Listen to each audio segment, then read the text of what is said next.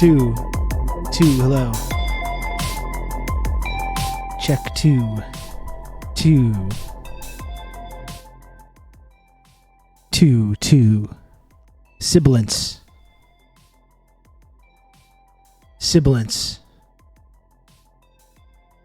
Okay, now we got Brian smooching me. Great. Oh, here we go.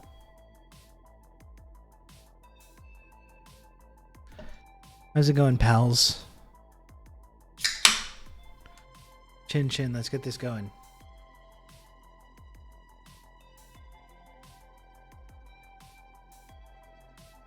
It's Smooch Rib Day. The classic day that we all know about. The classic day. You know what? I'm going to get my thing of water here as well. I think I need to be hydrated today. Just one moment.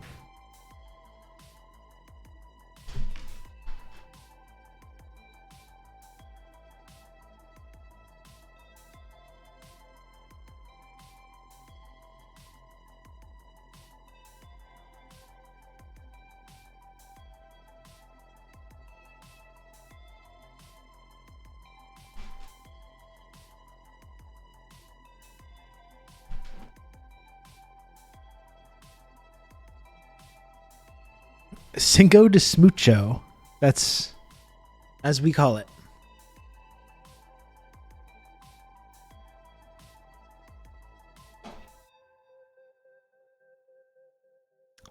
That's how we call it. So how's it going, everybody? How are you doing? Sound off in the comments. Let me know what's going on.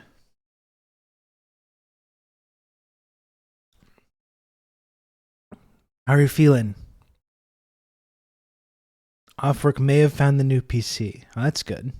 Yeah, Brian, you're gonna be a brand new PC streamer soon. That's exciting. Pelicans is taking the day off. That's good. It's a beautiful day here in Montreal. It's been rainy and cloudy for like what feels like the last 2 weeks. Beautiful sunny day here. The temperature's heating up a little bit. Always nice. Always nice, right? It's funny how as soon as like the sunlight hits you and it's like, oh, that's my problem. Isn't that funny? Like, why am I so depressed all the time? And of course it doesn't fix everything, but it is truly amazing how the moment like a sunlight hits you, you have this feeling of like, oh, maybe it's not all that bad, you know?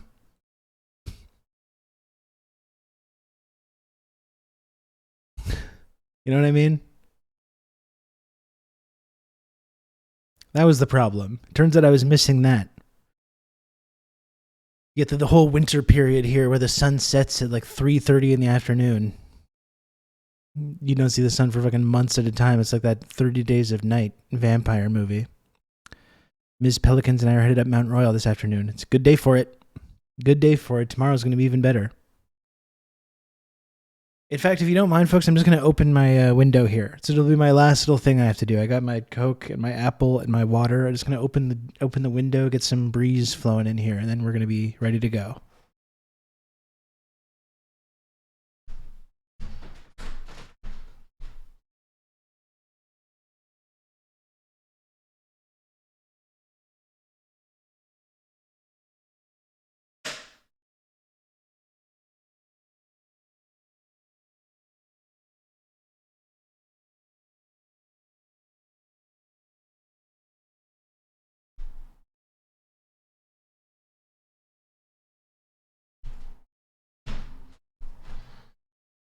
Sorry, I'm just gonna water my plants too. I'm sorry. I probably should have done this before the stream, right?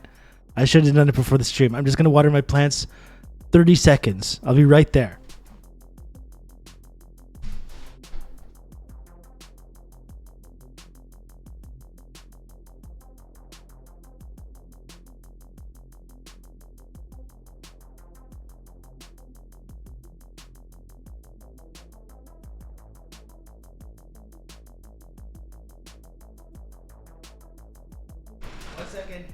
One moment.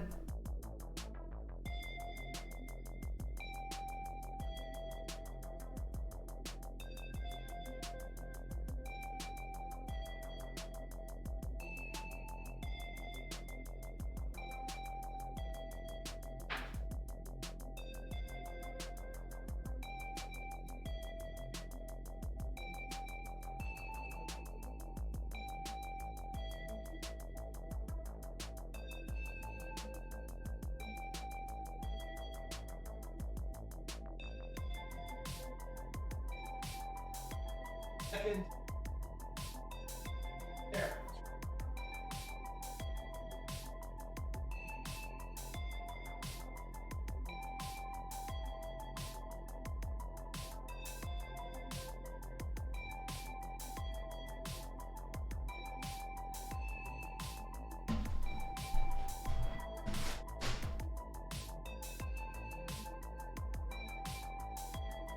Okay, done. Done. Sorry about that. We're all good. I got my Coke, I got my water. My plants are watered. I'm good to go now.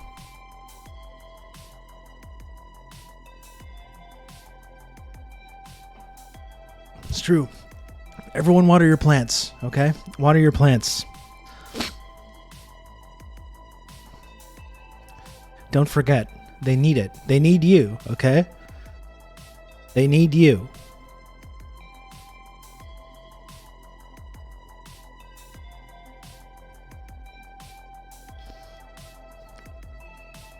Don't forget your laundry too. Oh boy, that's a whole other thing. It's a whole other issue right now.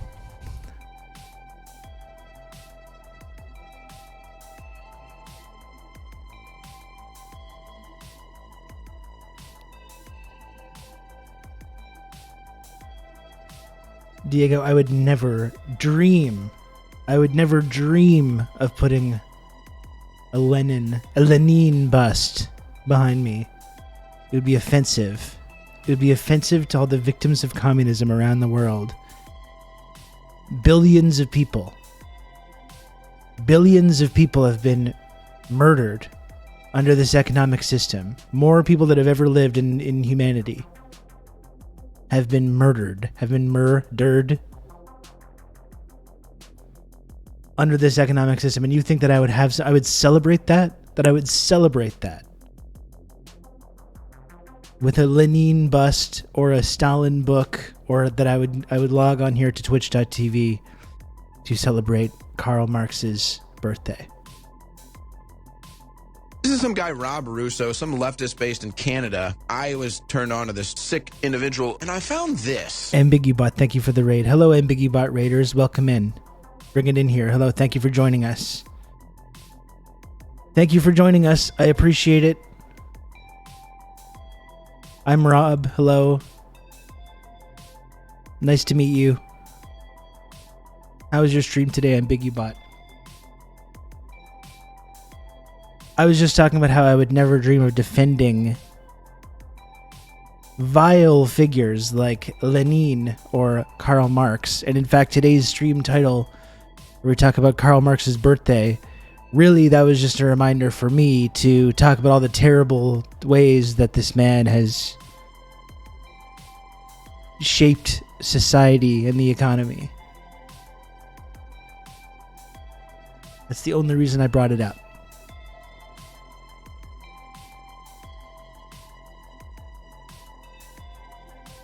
Have you ever heard of Lenin? Matt the Quick, hello you. Hello. Think of all the trees that'd be cut down for such a big book. You claim to be a socialist and support the environment, and yet you support trees being cut down to form the pages of the socialist literature that you espouse about. I see. Hypocrisy much? Lenin from Russia. As they say in Russia.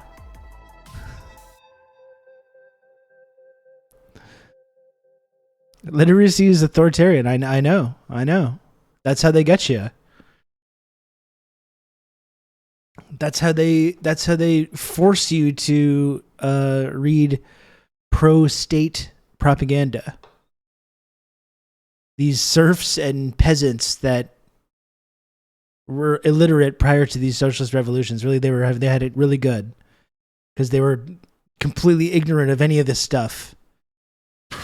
Excuse me.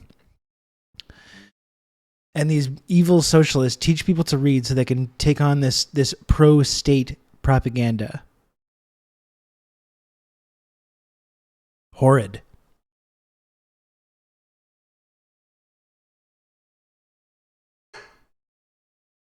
Exactly, ambiguous. If you can't read, you are immune to propaganda. Checkmate, socialists. Why are you, as a man, putting another man's words into your head? It's a good question. It is a good question. You know, I really used to like. I don't think I would describe myself as a non-reading leftist, but I was like, I did definitely a couple years ago have this kind of attitude that, like, you know, if you want to have these left-wing ideals or progressive values, like, you don't need to be doing homework, you know, and so you don't need to. And I thought it was kind of pretentious or whatever. But then when you start actually reading the theory, it's kind of like, oh, I actually see why this is. Not only do I see why this is important to do, but I also see why there's been this campaign to prevent people from looking at this, right? These things kind of become clear. You start reading State and Revolution, or you start reading other kind of theoretical works, and it's like, oh, okay. Yeah. Turns out you do need to do this. And then you realize in the past, carrier wave, that there were times in the past that you were engaging in baby talk silliness, and you feel embarrassed. You feel embarrassed. You're like, was that time? Was I doing baby talk silliness? And you were. You were. You know? So that's why it's important. It's definitely something that I've evolved a lot on. In fact, I need to do a whole lot more reading. I've done the bare minimum, and I need to expand my horizons a bit more.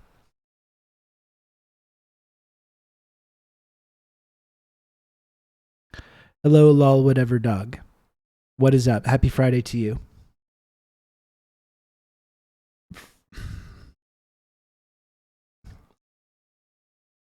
Anarchists read on authority challenge. You know, I remember, a certain pro-NATO Bidenist anarchist popular streamer. We don't need to name names. But I do remember that, like, I remember someone explicitly told this person, why don't you just read on authority if you want to learn about revolution or learn about, like, whether it's violent or whatever, or what authoritarianism is, you know, just read on authority. And he was like, oh, I hated that book. And which totally gave away that it hadn't done the reading and was only pretending to, because it's not a book. It's not a book, sir. It's like fucking 3 pages. It's not a book. And he tried to pass off this whole thing. Oh, I hated that book. I read it, but all the logical arguments in it weren't compelling to me. You didn't read it, sir. You didn't read it, sir. Come on now. Can I admit to some cringe? I was more anarchist until I read that very short essay. It really does, like, clear up a lot of these conceptions, you know?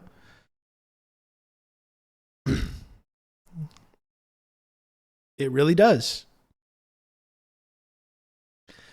I think the thing that I've talked about before, right? It's just like you realize that a lot of the arguments that are happening today within, like, the left, especially here in the West, about authoritarianism versus democracy, you know, all of these that's just one example, but, like, all these arguments, you realize, oh, they were having these arguments already about, like, nationalism in the imperial core versus the third world nationalism, about using the capitalist mode of production as in the transition to socialism and communism. There's these people arguing passionately about these things today. And when you just open a few pages of a few of these books, you're just like, oh, this was all settled a long time ago, actually. That's why they don't want us reading, because it's like, oh, all these arguments were settled by way smarter people than us, you know?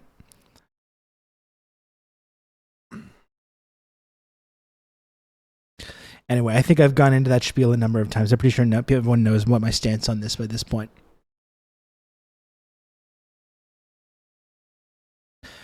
One book that I really do want to read is The Principles of Dialectical and Historical Materialism. That's one that's definitely on my reading list. Democracy is when agents of the state or vigilantes can murder you on the subway and be celebrated by the population. Yep. That's right. You know, it turns out when you self-deputize yourself to like violently assault and kill the homeless or drug addicts, you will be shielded from accountability just like a cop is, because you're protecting the very same class interests that the cops protect. So the media will get right on board and help you out.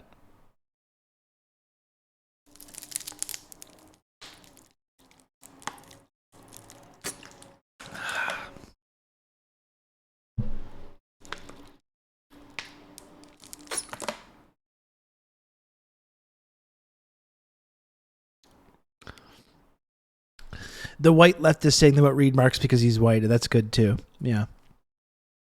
I'm not reading it, but for these like woke reasons, you see. Because I'm even more of a socialist than these guys.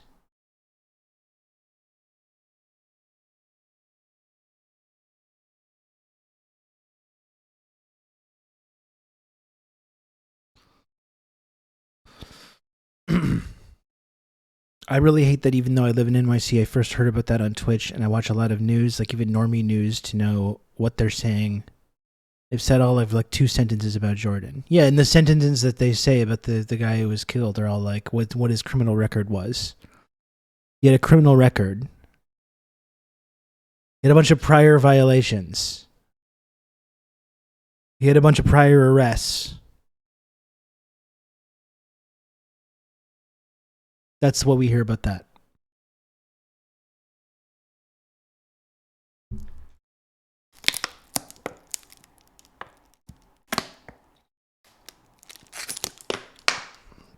Probably like 90% loitering charges. I would put money on it. For sure. I mean, this is the inherent problem, right? It's like people get sucked into the system like this, you know, in a society where we don't value taking care of anybody that falls through the cracks like this. We don't provide homes. We don't provide health care. We don't provide mental health care, food stamps, all that being taken away.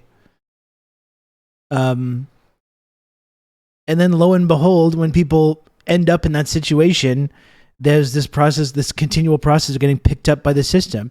I mean, even what the guy was saying before he was killed, I thought was really interesting, because he's just like, I'll go to jail. He's like, I would rather go to jail because at least in jail I have a roof over my head and I can have something to eat. Like, he was literally saying that in the moments before he was killed, like making it as clear as fucking possible exactly how this system works. He punched a lady once, so death sentence. Yeah. And people too, even like the kind of like reactionary, like the irony types are like, well, you're not from New York. You don't know what it's like.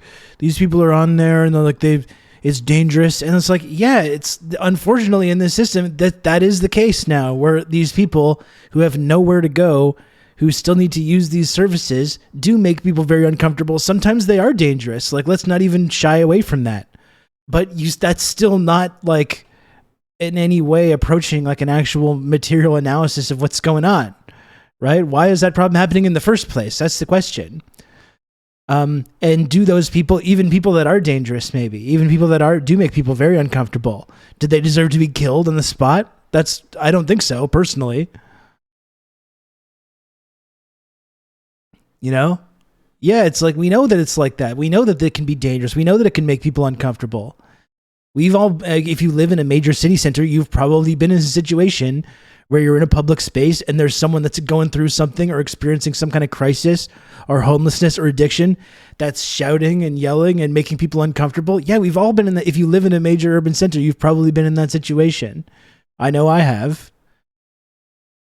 But like, that's not, just because that's a problem and just because sometimes that can be dangerous for people, that doesn't mean that like we should lose all compassion for every single person that's going through that level of like poverty and homelessness and mental illness and addiction, like, we still need to have compassion for those people. Like, what are we if we're just completely just letting go of that?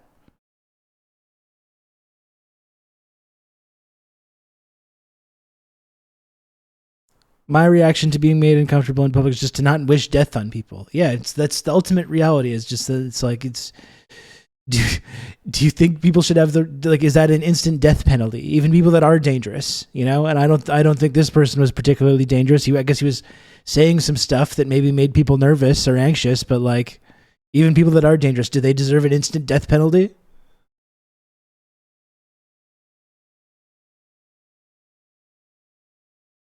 This reminds me of during the I Can't Breathe Eric Garner protest. My piece of shit former bro-in-law scoffed at the idea of I can't breathe because you can't talk if you're being choked, just ignoring the reality. Well, very similar to that case. They said it with Eric Garner. They said it with George Floyd, and they said it with this guy as well. It's like, oh, he's just being choked, but he's dying of these totally unrelated issues, right? He's dying of a drug overdose. He's dying of a heart attack. He just happened to be getting choked by this white cop or a self-deputized citizen acting in place of the cops at that time.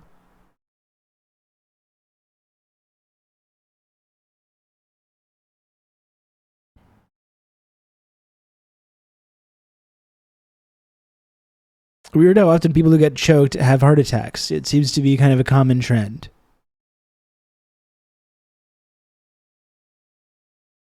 Absolutely.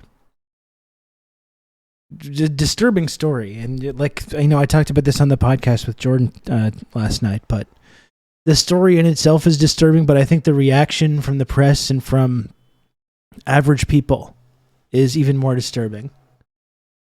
And if you live in a city or any kind of a urban center, you've seen the increase in tent encampments and homeless populations. Like, obviously in Canada, we've seen that a lot. In Montreal, it's bad, but not as bad as elsewhere in Canada because the housing costs here are not quite as like totally crisis level outrageous as it is in, say, Vancouver or Toronto. But if you live in any one of these major city centers, you're seeing this problem get worse. You're seeing the tent encampments. You're seeing these populations growing. You're seeing people like more and more in public spaces, in parks and metro stations because they've got fucking nowhere to go. And the way that these people are being dehumanized constantly on the press, and now we're basically shielding people who killed them, shielding them from accountability, granting them anonymity. Interesting how they hid this guy's identity for as long as they did. I mean, I saw some speculation that maybe he was an undercover cop and that's why, but I don't even think that's the case from the info that came out last night. I don't even think that's the case. I think it's literally just because someone's acting on behalf of the police, basically, filling the same function as the police. The countdown to P is on. GMO Radio, thank you for the 20 months tier 2. Thank you. Thank you. Yeah, I think it's not even that he was a cop, but it's just because he's filling the same function as the cops, right? He's like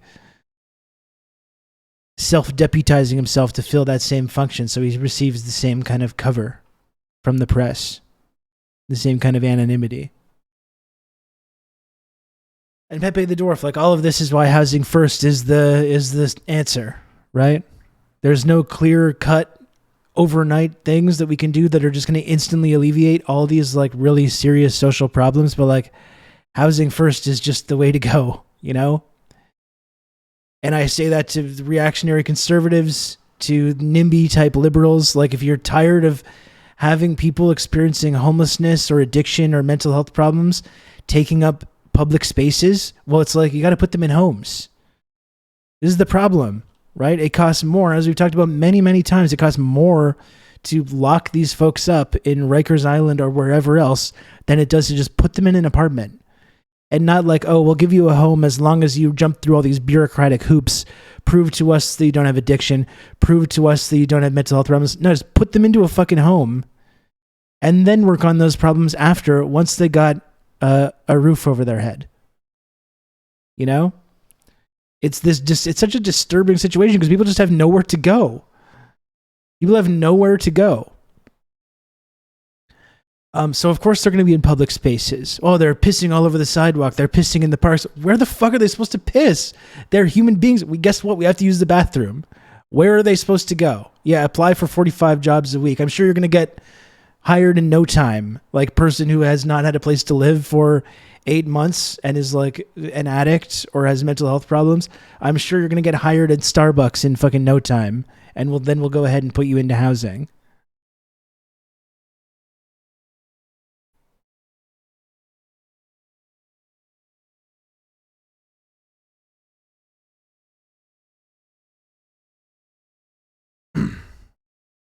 Yeah, and like Sin Chao saying, a lot of the people in that situation have jobs already. Like that's a large portion of people that are experiencing this level of poverty and homelessness they do have jobs. But he had mental health problems. There's no way he could balance a checkbook and hunt for a mortgage. We have to keep them on the street for their own good. And that's the thing. It's like you've got the conservative version where it's just like, just lock these people up in prison. You've got the sort of liberal version where it's like, well, let's lock them up in like health jail. Right? Or it's like, we can just put people in homes, of which there are plenty. There's more than enough. There's more than enough homes for people to live in. And if there's not, how about we just build them? Yeah, that's right, Matt. Like there's people calling for reinstitutionalizing people as if that was a great situation to begin with.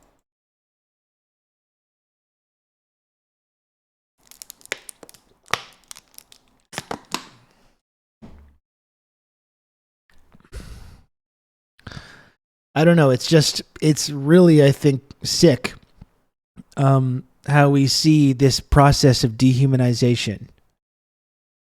It's really why I think, Patrick Bateman in American Psycho, I think that movie has aged really well.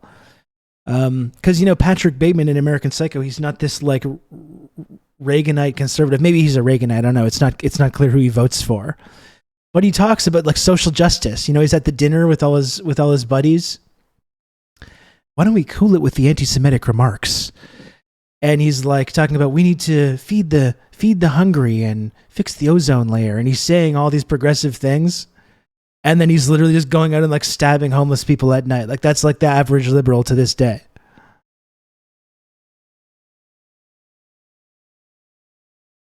Bateman doesn't vote, but he might, Lodana, as some kind of like a social thing, to like as a social signifier.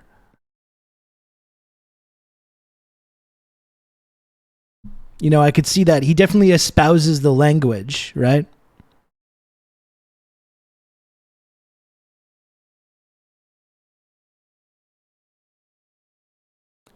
But like it's like absurd satire when you see the movie. But now I feel like it's like the average liberal. That's what they do. They got the rainbow flag in the bio. They say all the words.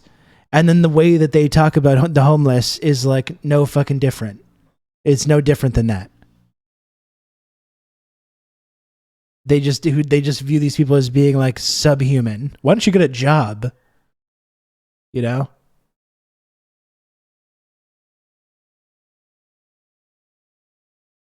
Fucking great movie. That's probably another TRRS Discord. In the book, Bateman is obsessed with Donald Trump. I remember that, and I remember there's a reference in the film too about it.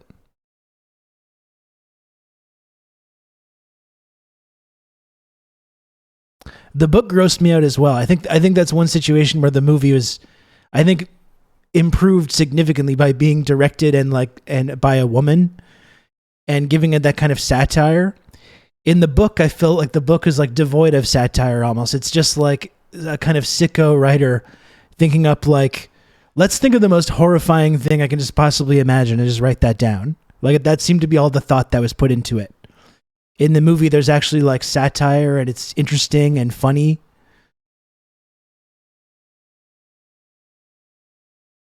Yeah, it's just violent. The book is incredibly disturbing.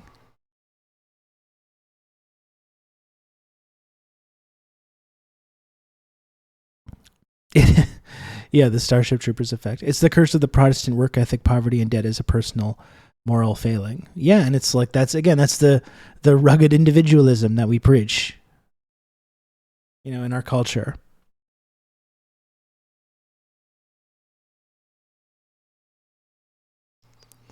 Bateman is a still with her bumper sticker. I'm sure Bateman would be a Hillary guy. Absolutely. Yeah. Even if he admired Trump, I might admire him for his business acumen. The statements that he's made about immigrants and refugees and women absolutely disgust me. That's why I support Hillary.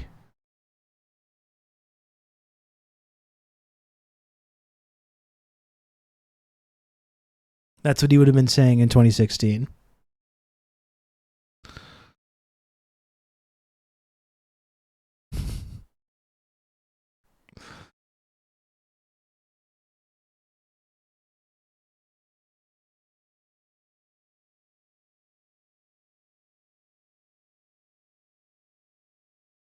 Why do you say that though, Lodain? Because like I'm talking about I was explicitly referencing in the movie the thing he's saying about like being passionate about social justice and the environment and things like that. You don't think that tracks?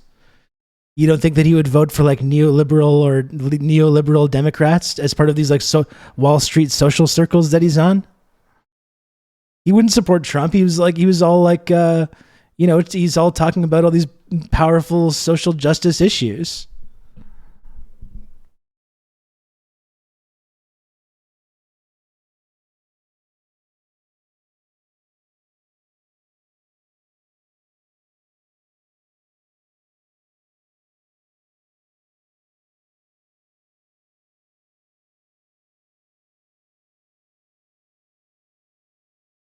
Anyway, so I don't know. It's just a fucking depressing story. It's an incredibly depressing story, and it's really, I think, disturbing the way that these unhoused populations are growing and show no sign of stopping, considering there's no really like relief from the relentless increase in housing costs and the cost of living, and the way that this dehumanization which takes place in the media is being like acted upon by average people with these like violent intentions. And the way, like all the headlines today, New Yorkers are divided about like whether or not it's okay to just kill homeless people. Like it's really bizarre.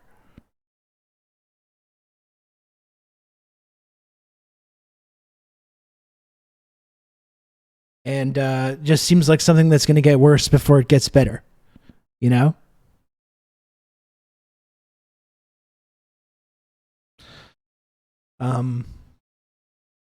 It's not like there's any relief coming. It's not like there's any relief. It's not like there's any a social safety net that's going to be put in place to start fixing these issues. The whole campaign of defunding the police was about this, was about let's take the billions of dollars away from the police and put it into making sure that there's social services and there's mental health care and we can put it into housing and all these different things. Like that was the whole campaign, and liberals were the ones that were most vehemently against it. Obviously conservatives were, but liberals were even more against it. Biden explicitly campaigned that no, we're going to fund the police, and did, and acted on that. That was the largest like sustained protest movement in modern American history, which went on for months, to ask this basic question: can we stop giving billions of dollars to these like reactionary sociopaths who are just executing people in the street and start actually dealing with some of the social problems that are putting those people in those positions in the first place? And none of that was acted upon. All the activists were like, "We got to vote blue," and we put on the kente cloth, and then all the rest of their actual demands were just completely spat upon.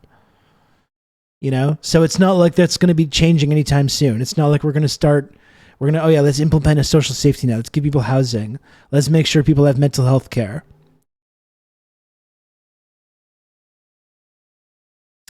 Then he shut down the train strike, the most progressive president ever, the most pro-union president ever as well.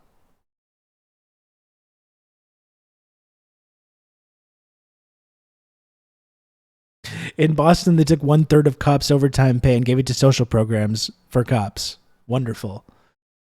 Wonderful. That was the whole thing as well. Like, in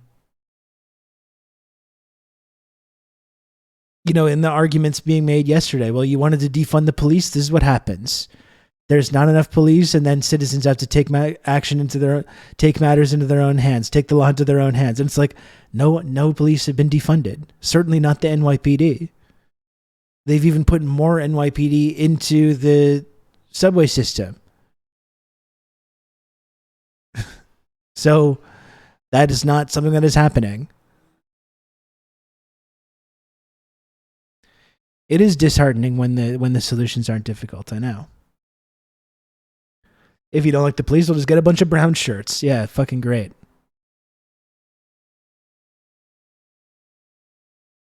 Absolutely.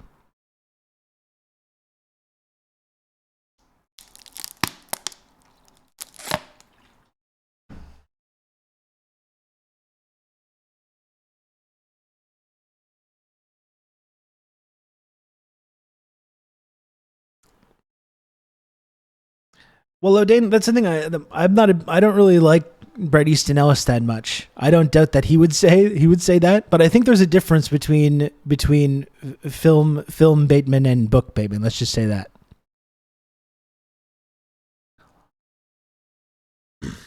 You can count on me. You're gonna have good old Rob to talk you through all this. Thank you, Diego, for the gifted sub.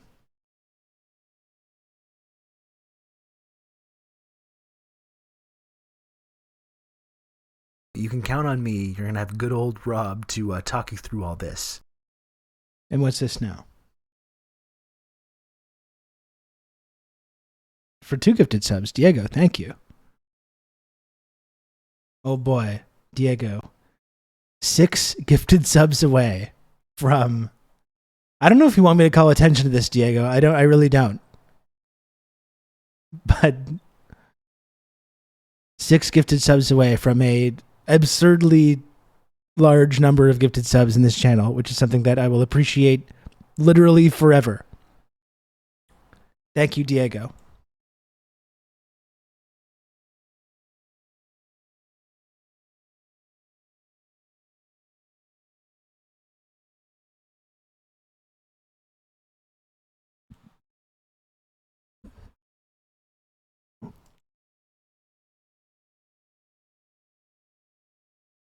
He'd publicly campaign for Hillary but secretly vote for Trump. I think that's a possibility as well.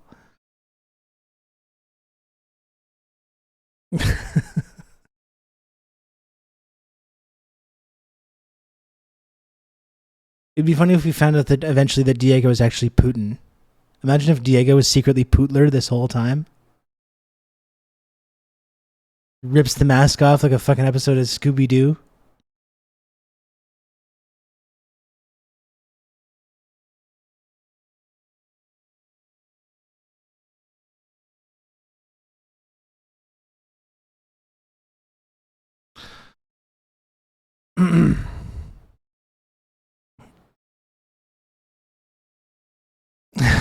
I like Diego. It's okay if he's Putin. I agree. What is this? The Hanna-Barbera streaming school? I really like that line in Succession the other day. You doing Scooby-Doos? Is this a Hanna-Barbera business school?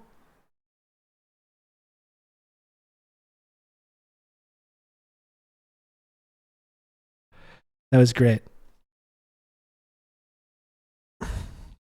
Very good stuff. Or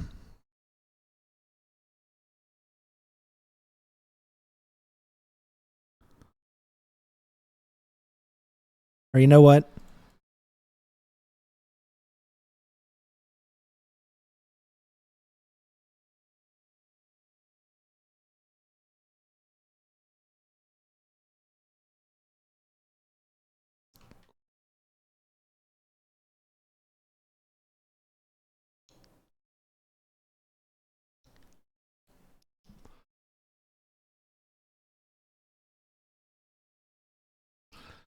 I just want to see the way that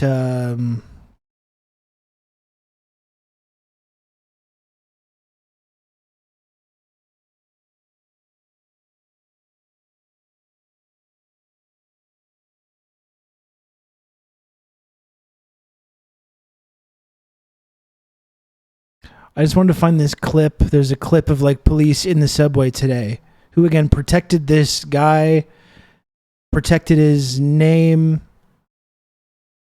and now their police are in the New York City subway today preventing people from protesting.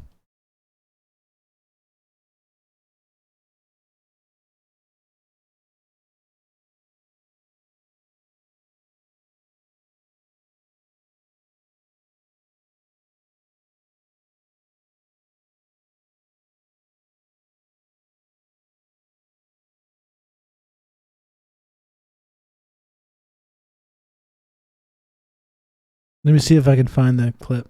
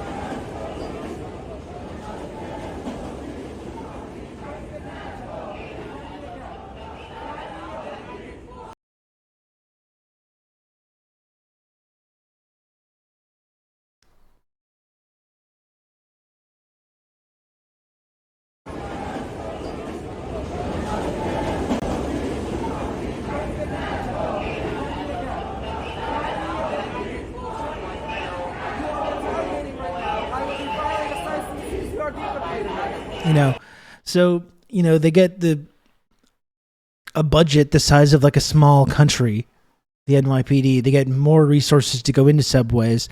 They don't prevent these kind of crimes from happening in the first place. They do beat the shit out of turnstile jumpers and like people selling fucking operating like illegal fruit stands or whatever. They don't prevent these kind of violence or crimes from happening in the first place, and in fact bring violence to these places. But then they show up after this murder takes place and prevent people from protesting, while after protecting the person that carried out this extrajudicial murder.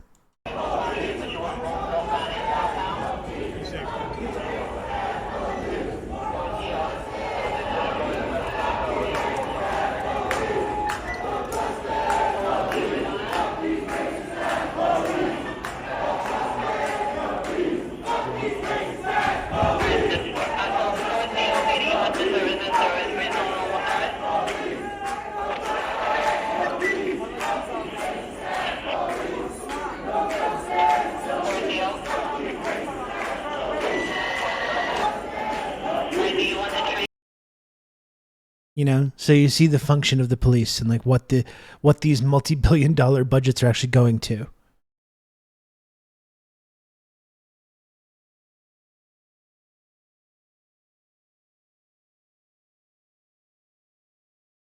I think it's kind of important to look at this because people are sharing this video.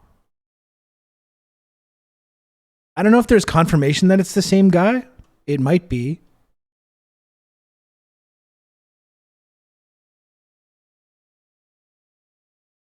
But I think it's important to look at this and square this also with what this guy was saying allegedly before this crime was committed about how like being in jail actually gives him a place to be, a place where he can get something to eat. And that's why he was apparently making these kinds of threats or whatever. So people on the right are sharing this video here of him like pushing this woman, which is, I imagine, is where one of these charges came from. But like, we shouldn't shy away from this fact that some of these folks that are existing in these public spaces can be threatening to people and can be dangerous. But like, that still doesn't do anything about like the reasons, these socioeconomic reasons that are leading people down this path. And first of all, assaulting a woman is a horrible, horrible thing. If that is the same person in this video, that's still not a death penalty. You still don't get a death penalty for that. That's not an instant death penalty to attack somebody. It does change nothing. It does change nothing about the fundamental reality.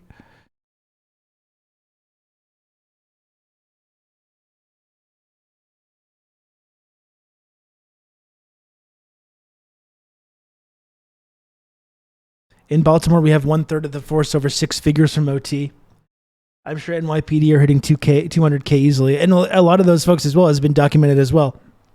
Not even from the city.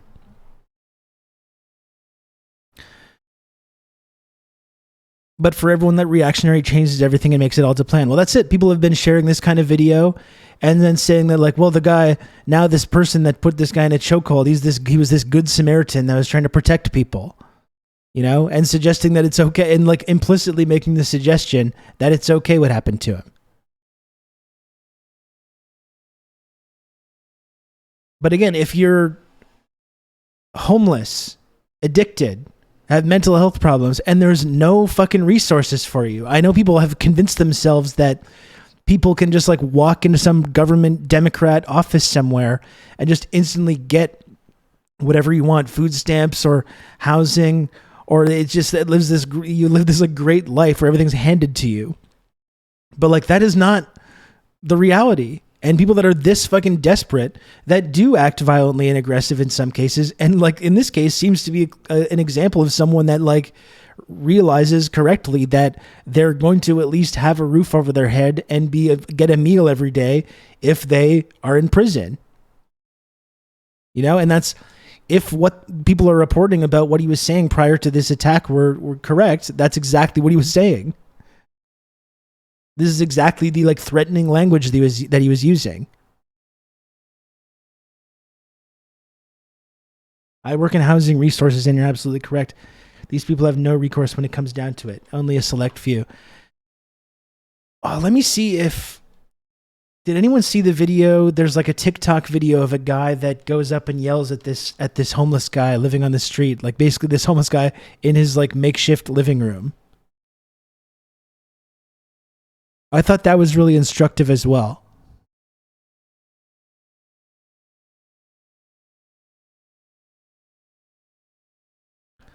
Let's see if I can find it here. Yeah, here.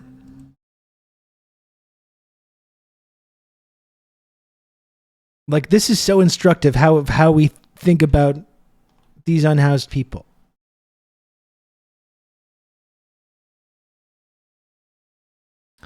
But that's the point, though.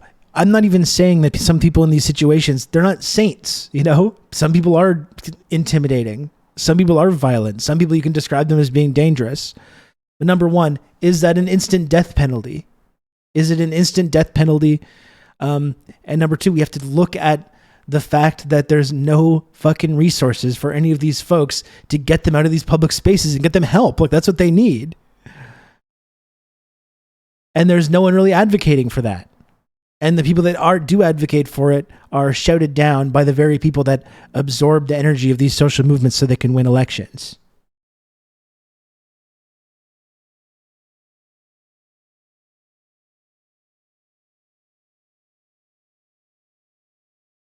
So look at this. Look at the way that this guy filming this video talks about this guy here. Talks about this man. Propped up in the chair. Why are you flipping me off, bro? Why are you taking my picture, bro? Because there should be housing for you. I don't want housing. Then, so what do you want? Just to sit here then? Yeah. It's my country, ain't it? Yeah, but this isn't sanitary. There should be housing for you, but there's not housing, though. There's not. So... Unsanitary. What gives you more right than me? How is it unsanitary? Look! What do you mean? You should want better for yourself. I like it like this. I like the fresh air. No, I got you, but we all have to... What if somebody's handicapped and they need to get by? They can't. They got 36 inches. Somebody... Because like this guy cares so much about the handicapped. He cares so much about the handicapped that he's sticking a fucking camera in this guy's face and yelling at him from his car. It's because I'm so concerned about the handicapped and their ability to move around on the sidewalk. It is the American Psycho scene. This is what I mean. Mobile bike can't get through here. They got 36 inches. So your freedom's more important than somebody else's. 36 fucking inches. No, see, this is the problem. You think you're more important than somebody else. I wanted to sit here and talk to the homeless guy and hold up traffic. Maybe somebody's got to go to the hospital. You see that? You see how that guy just expects? He just thinks that he is more important. Yeah, this guy is so privileged. Like, so listen to the language. First of all, he gets owned by this guy, which is kind of funny. He gets absolutely cooked. But listen to the language. This guy's so privileged. He thinks he has it better than, he has more rights than everyone else. He's literally fucking homeless. He's literally built a makeshift shelter on the street and has nowhere else to go. And this guy's like, listen how privileged this guy is. He thinks he has more rights than everyone else. Like, it's really amazing the way people have like contorted themselves into these ideological pretzels to suggest that the people that are at the absolute bottom of the socioeconomic ladder are like, have these great lives of opulence and have it better than everyone else and are actually like privileged somehow.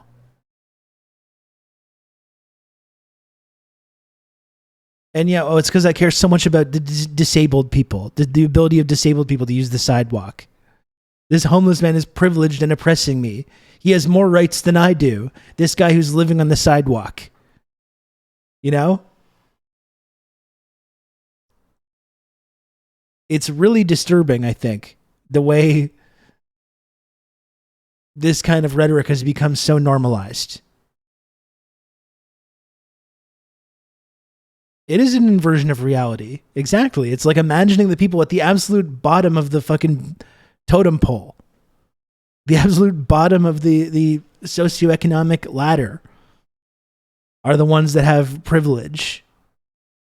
You have more rights than I do. It's like, this guy has a fucking home, I imagine.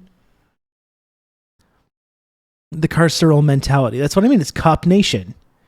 We've just turned into a fucking nation of cops. You know, I've been watching MASH a lot, you know, as I've been talking about.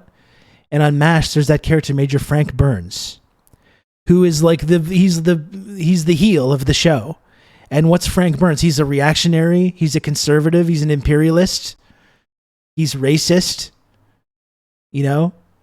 And he's the butt of all the jokes. He's very clearly in the wrong. This guy that basically just like promotes the like American foreign policy line, who is racist, who believes in this American exceptionalism. He's the joke of the show. And you watch the show and you understand that he's wrong to believe all these things. And now we just have this nation of Frank Burnses. Now everyone is a Frank Burns, you know?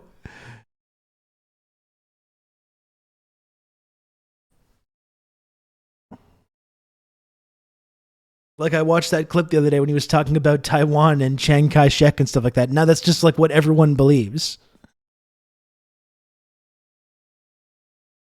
When in 1974, whenever it was being filmed, it was very clear that he was the bad guy. He was wrong to have these feelings and these beliefs. Fucking ferret phrase Fink. The actor is great. I mean, the actor is fantastic. He's a great heel, honestly. He is, and it's fun. That's one of the fun things about MASH, is that, you know, you see him just constantly getting his comeuppance, and you like Hawkeye and Trapper, and then eventually BJ, because they're constantly fucking with this guy. And they hate him. They can't stand him.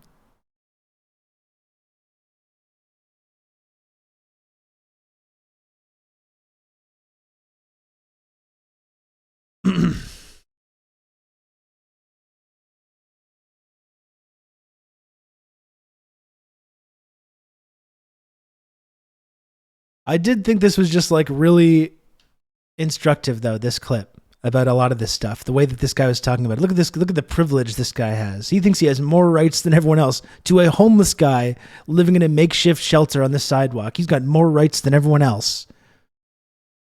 That's how fucking completely backwards people are now when we talk about people that don't have homes.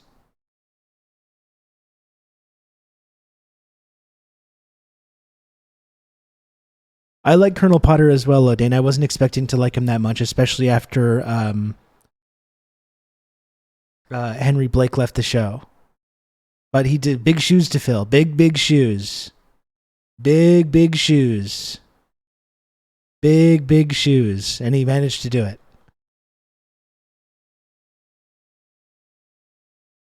There's no nice, easy way to fix this level of delusion. No, I know. It's like, I'm very disturbed by this. I mean, this just seems like it's been getting worse and worse. Like, the problem's getting worse. The material conditions are getting worse. and people's attitudes about it are getting worse as well. And we're normal, like this, the idea of like average people committing violence against these people we've determined now are just like less than human is becoming like normalized and celebrated. It is fascism. I mean, it's fucking, it is. Yeah.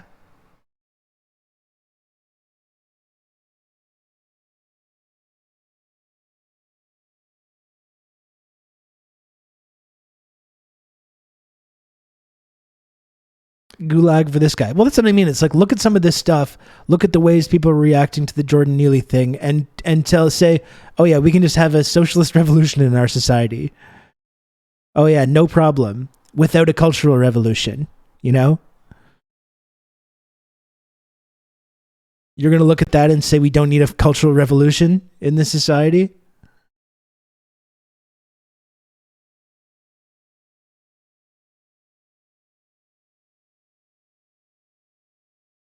Fascism is capitalism in decline, which is certainly what's happening right now. And it's also when you take the kind of violence you inflict on people abroad and start inflicting it on your own citizens at home as well, which is what we're seeing now.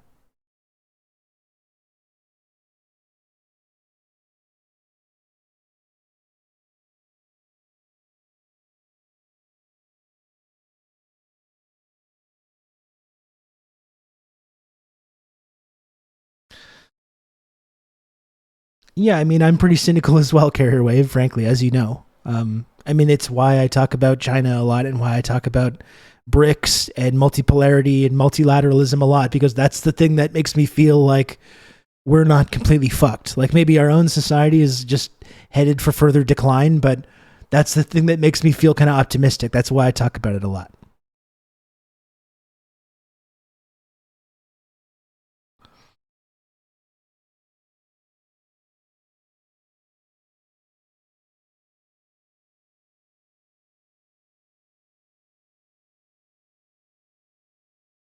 It's not good. It's not a good situation. I guess on that subject, that'd be a good time to watch the rest of this video about the Chinese economic system, right? On Marx Day, you know, as we've talked about, like, does the Chinese, does it have Marxist characteristics? You know, according to some people in the West, it's like, well, no, there's no more Marxists in China. But as we talked about yesterday, I think it's like you see in their I think it's undeniable now that, you know, Marxism is alive and well in China, and that they're really like their project that they're building right now is in line with these ideals, as we learn about when we learn about this the Chinese political system. So let's watch more of that.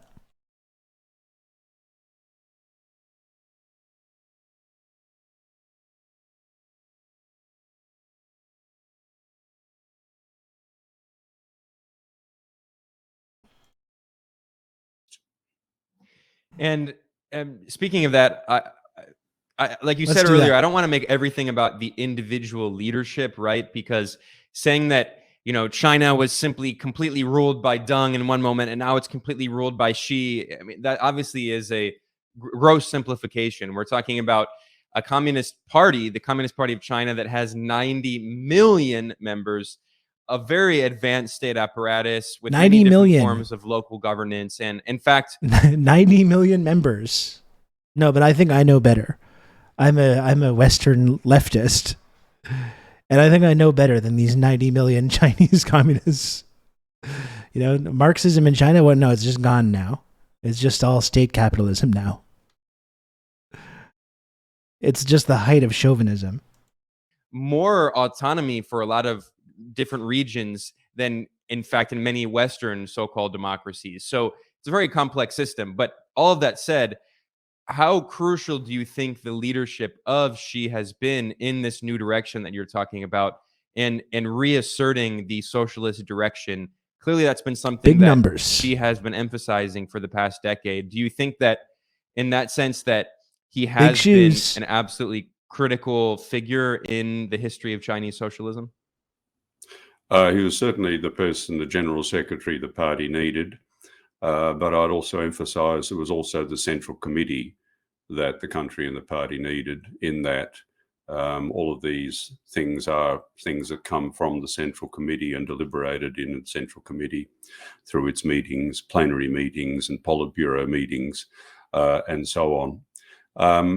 If I can sort of answer your question anecdotally, it took about 5 years, I think, for generally guy seems quite very cool. lazy observers of China. I've been reading this piece as well by the same guy, Roland Bohr.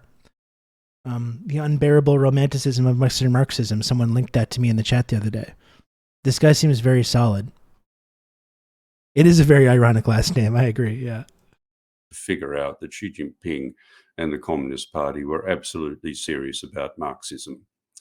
Because, they didn't pay much attention to it in the first 5 years. And it was really at the party's 19th Congress in 2017. And I was here during the Congress and listened to Xi Jinping's 3-hour speech, in which that became then known as Socialism with Chinese Characteristics for a New Era. And then the party itself sort of then said, well, Xi Jinping thought on socialism with Chinese characteristics for a new era. It was really from that 19th Congress that observers in other parts of the world suddenly realized, Xi Jinping, Central Committee, and the Communist Party are absolutely serious about Marxism, and they're absolutely serious about socialism. And they started to try and figure out what was going on. There was sort of, now we've got a problem here. Some thought there was a problem with the Communist Party that was actually on the socialist road. But it's also led to debates in Western countries about all sorts of things and so on. That's all been a result of the leadership in the last 10 years. But you've also seen a very important development in that as China has emerged, and in purchasing power parity, if we use that more accurate form of GDP, it is the largest economy in the world. It's also stepped onto the world stage, but in light of its own traditions and so on. It will take a while for people to understand it, but it's interesting to note that just in the last month, we have had Macron here in Beijing. We've had Lula in Beijing. We also had a visit from the German foreign minister, whom they assess to be utterly and thoroughly incompetent when here. So you've got, that's been another dimension of it, stepping onto the world stage and stepping actually onto the center of the world stage. And that has been a noticeable development in the last 10 years. And they're doing it in light of China's long cultural tradition and how China can contribute to what they call here a new form of human civilization. Well, another important part of your book on socialism with Chinese characteristics is socialist democracy. And of all of the aspects of China, this probably is the most distorted outside of the country, especially in the West now with the kind of new Cold War hysteria and the propaganda, constantly portraying China as authoritarian in scare quotes. However, as you point out in your book, China has a system of socialist democracy, also it's been referred to as full process or whole process people's democracy.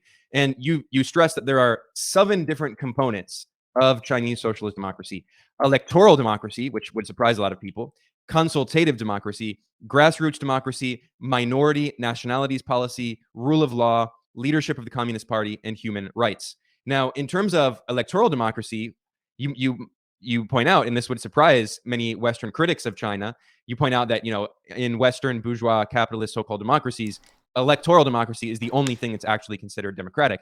You point out that there is a form of electoral democracy in China through the People's Congresses, in which every eligible Chinese citizen can stand for election and be elected for the lower level People's Congresses, and then the high. Actually, real democracy is when all your elected officials are multimillionaire lawyers that go to the same elite colleges and are part of all the same secret societies with one another. That's real democracy. When you can vote for one multimillionaire lawyer versus another, in your 5 different parties that all have the exact same class interest and maybe some slight differences in their rhetoric. That's real democracy. And they're all somehow related to one another? Yeah, of course. And first past the post, of course. Very democratic. Very democratic system we've got here. That's real democracy, not like this fake Chinese democracy. It's not just a Guns N' Roses album.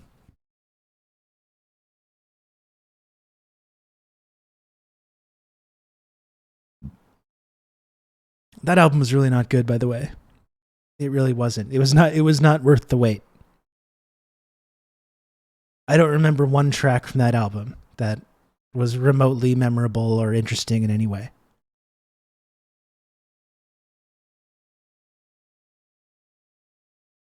Having sex with Geronimo's skull, also a must. That's right. That's how you know that they're really serious about public service. The Guns N' Roses album, yes. Yes. Appetite for Destruction is one of my favorite. I think it's one of the best rock albums of all time.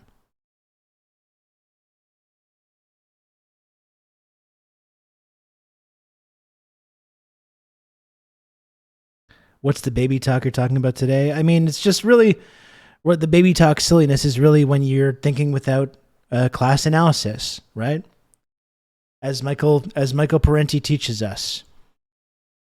So I think there's a couple there's a number of stories that I think people don't give that class analysis to.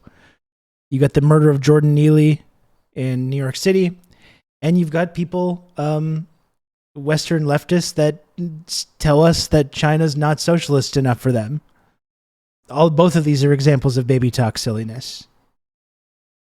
You can see the troubles you get into, the swamps you go into, the baby talk silliness you get into when you think without Marx, when you think without class analysis. What a great quote.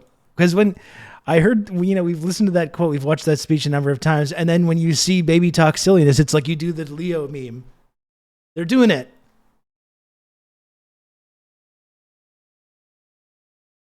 They're doing the baby talk silliness. It's happening right now.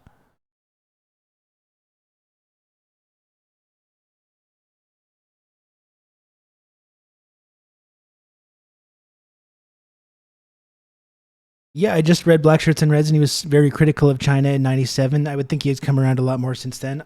I would like to think so as well, and that's why I think I'm sympathetic to higher level I'm sympathetic to people that weren't convinced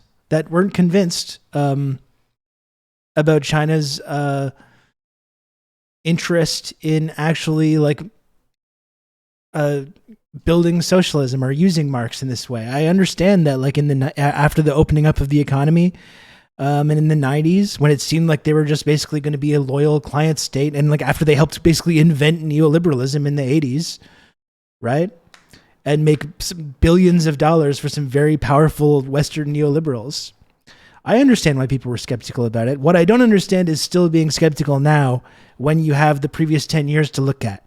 That's what I think a lot of people haven't done. That's what Naomi Klein hasn't done, for example. And I love Naomi. I think she's fantastic.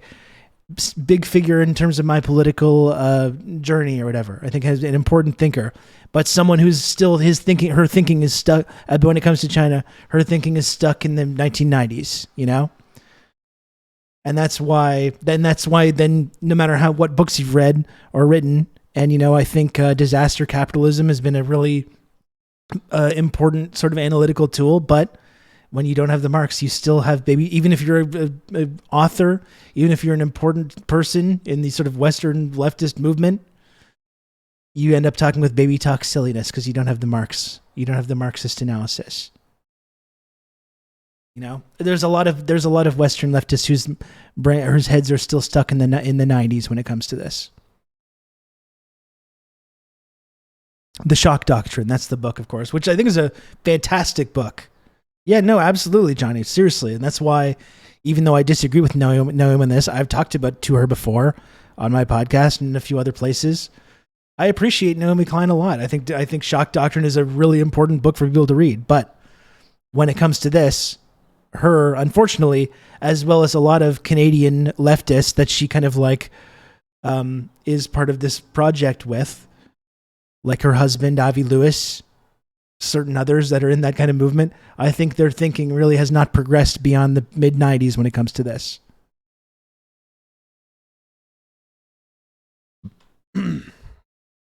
Shock Doctrine would still recommend it, though.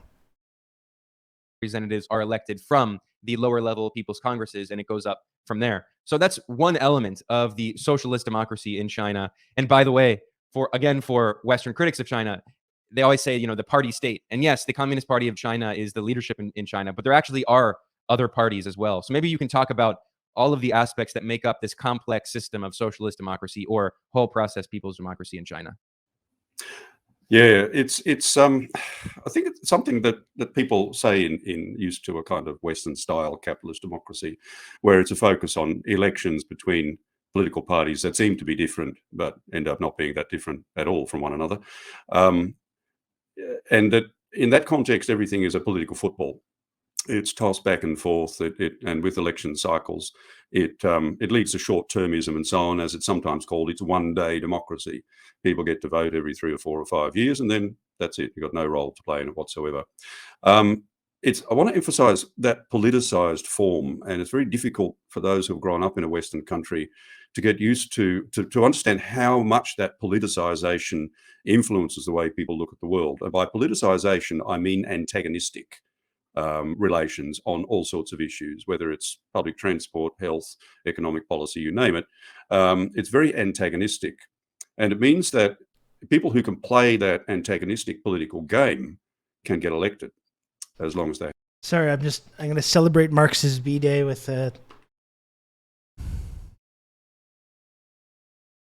what do we think about this? Ben Shapiro to Marx. May his name be erased. I'm celebrating Marx's B-Day by annihilating Ben Shapiro in the marketplace of ideas. I'm live going after Ben Shapiro here.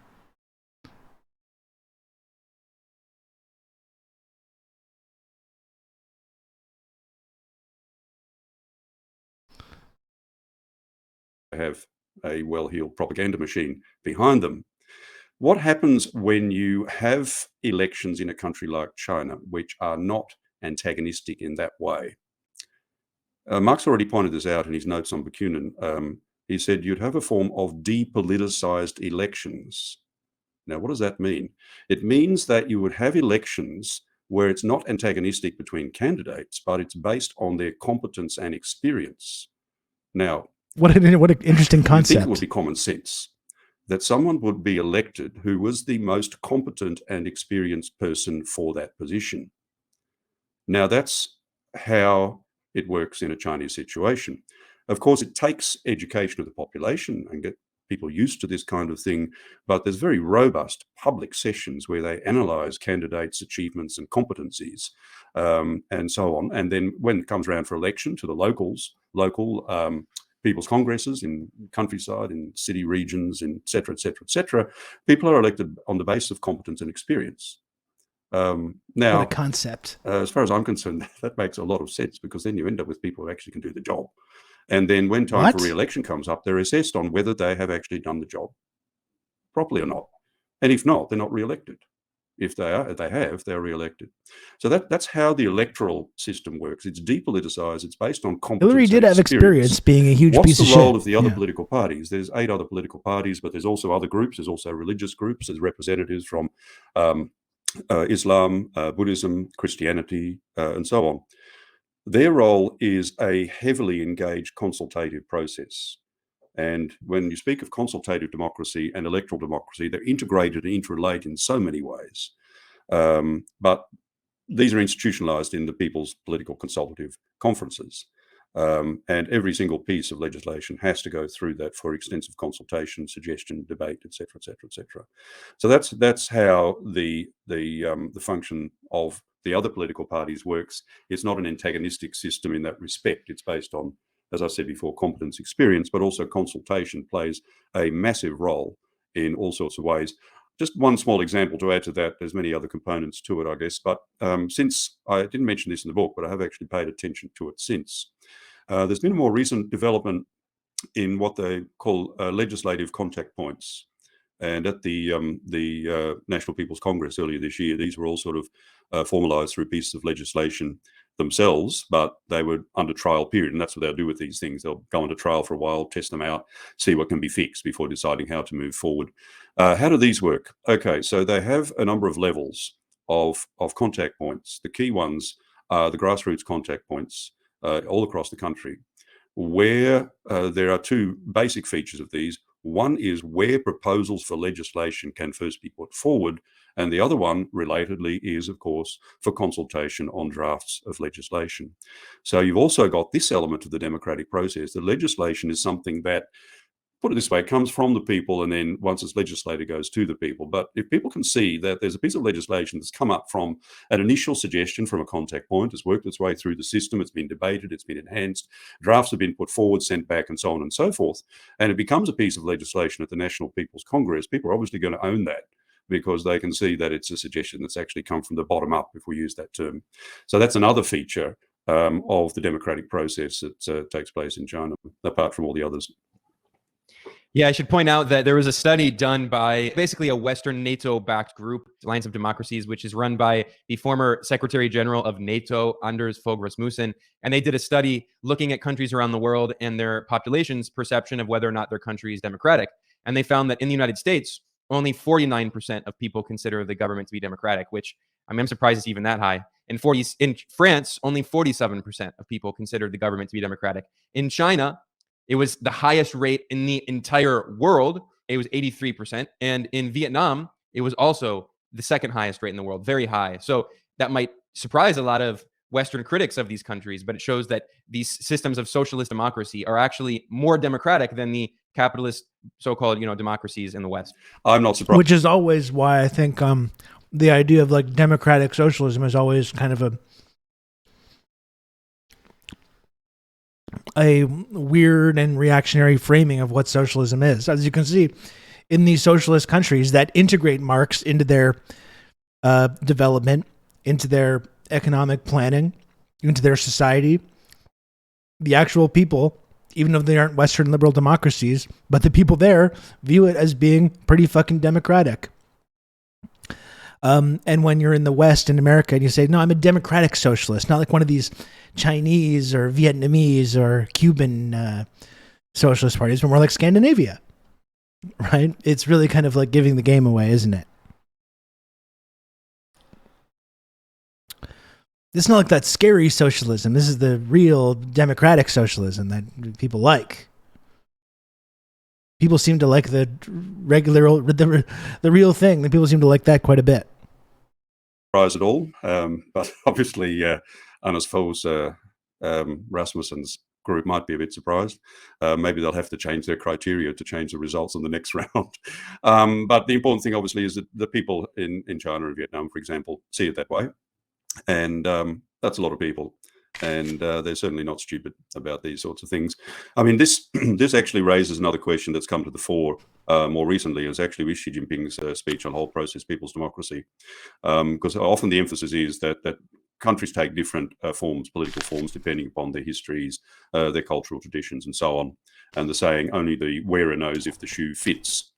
Now, that's, of course, true. Okay. But there's also questions being raised about a qualitative question about which democratic form is more genuinely democratic. That's actually now been coming to the fore in the last couple of years, 2 or 3 years. So it's raising the stakes. And it does actually go back to the old sort of sense that socialism in the end run is superior to capitalism. That would also apply to a socialist democratic system. So we're starting to see I only some like of the scary kind. Me too. elements coming to the fore now. And that also indicates a distinct confidence on the international stage to point out, well, the people say so, and we think so, that this whole process, people's democracy, socialist democracy, that we are still developing, we're not at the end of it yet, we're still developing and building up and so on, is qualitatively superior to the forms that arose initially in Western Europe and then were in some other parts of the world. I don't think we should be too surprised about the low scores in places like the US and France, but it's interesting that, well, I can say this, my wife is actually Danish background, so Anders Fogh Rasmussen is a well-known figure in Denmark, yeah. Yeah, and I can say, in the United States, studies show that routinely in elections, in congressional elections, more than 90% of the candidates who have more funding win. So it's really the best democracy, in scare quotes, that you can buy. That's what a bourgeois democracy is. But I don't want to keep you too long because I know it's late over there in Beijing. My last question, Roland, is about something you talk about in the introduction to your book, which is about what you refer to as the profound ignorance about Chinese political culture outside of much of China, including by so-called experts on China, especially in the West. You know, you have this cottage industry of so-called China experts who actually, the reason they're considered China experts is because they simply spout anti-China propaganda that's convenient to the Western ruling class, right?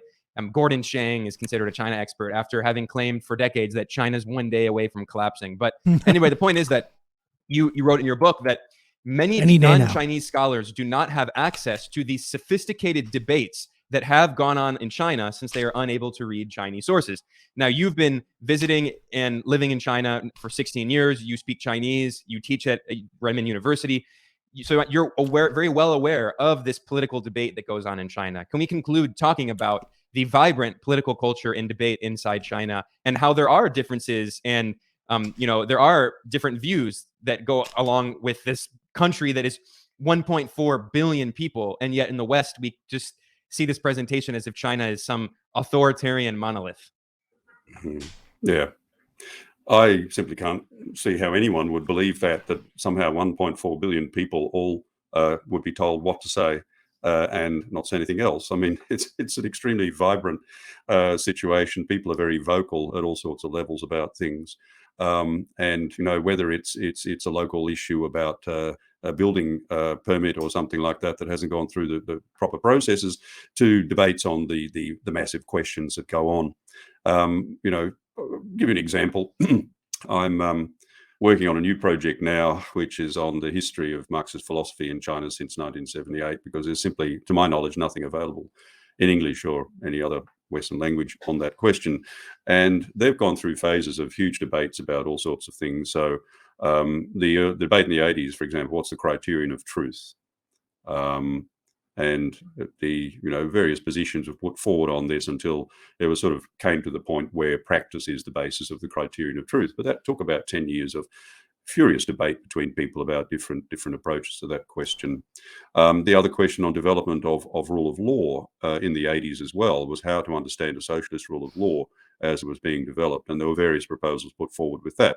People range from saying, well, we don't need a rule of law because it's a socialist country, to saying, well, we've got enough here, we have a legal system, to others saying, well, actually, underlying the legal system, we need to develop a rule of law that's not something that comes from the West. The examples could continue, but a more recent debate that is actually very interesting in the last 5 or 6 years, and I've been asked to give a lecture on this next semester, a public lecture on it, is the question of justice. What does justice mean? What does justice mean for individuals? What does justice mean for a society? What does justice mean in light of China's tradition? And what does a Marxist approach to justice mean?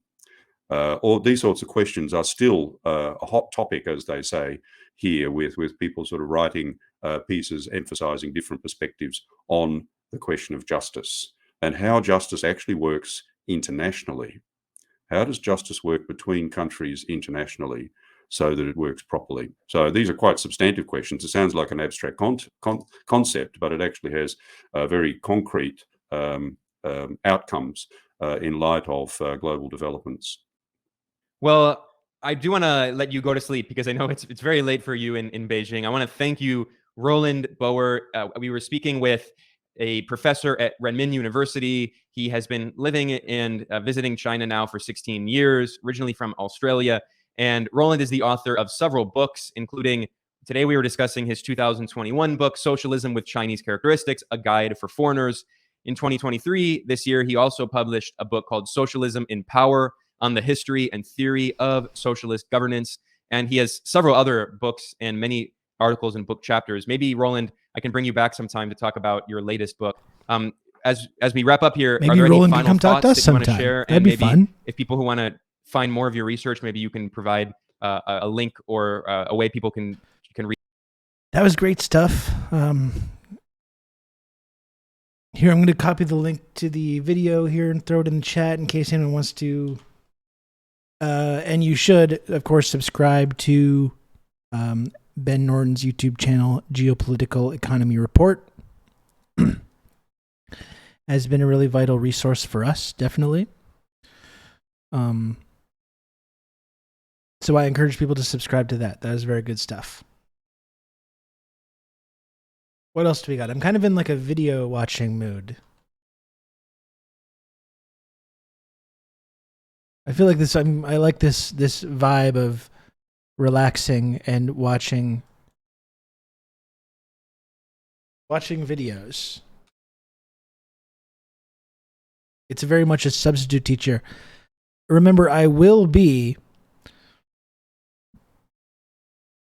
of course, here tomorrow. I will be here tomorrow covering the fucking coronation. I'll be looking at King Charles's coronation tomorrow. So I am going to take it a little bit easy today. I'll be here tomorrow watching King Charles fucking coronation. That's Katie Halper video seems kind of interesting as well. We got a number of options to look at here. I know the coronation it's from like 5 a.m. to 10 a.m. So I'm not going to wake up at 5 a.m. to watch the coronation live. I'm not going to do that. But we'll do a coronation replay tomorrow. How about that? I will not spoil myself. I will not look at any of the weird silliness from the coronation. But tomorrow at probably around noon, I will stream a coronation replay. The TRRS coronation replay. That'll be tomorrow. I'll be with the Crock of Dawn to swear fealty, of course. Yes. Of course. Noonish. The Sword of Temporal Justice. Just a silly people. The British. A silly some people. Guy Rob Russo, some leftist based in Canada. I was turned on to this sick individual, and I found this. Step Back History, thank you for the raid. Welcome in, Raiders. Hello. What is up? How's it going? I'm Rob. Thank you for joining the stream. Thank you for the raid, Step Back History. I hope you had a good stream today. No, I won't be waking up at 5 a.m. I won't be waking up at 5 a.m. to watch the coronation. I'm not, I'm dedicated to churning out content for each and every one of you. Not that dedicated, though. I'm not going to be doing that. There's still a few hours left for the funniest possible thing to happen to Charles. Maybe a brave hero will rise tomorrow. I don't know. Don't want to speculate too much. Maybe a brave hero will rise. Maybe someone will make themselves a legend. Chameleon Rob will be showing up to do accents. That's absolutely right. Yes, I will. Yes, I will be doing that. I will be doing a lot of silly accents tomorrow. I'll tell you that much. I know I am a subject of the British monarchy. I know. I'm part of the Commonwealth.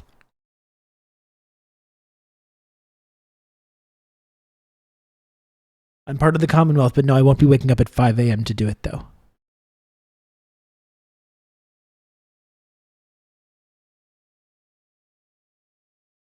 You can count on that, though. No, I did not do the pledge. No. Is that a sausage finger, or are you happy to see me? Guy's got some fucked up fingers, I'll tell you that much. I will tell you that much. Shouldn't you be springing out of bed at 4:30 screaming Old Britannia or whatever? I should get one of those like Union Jack Speedos. Should wear that tomorrow.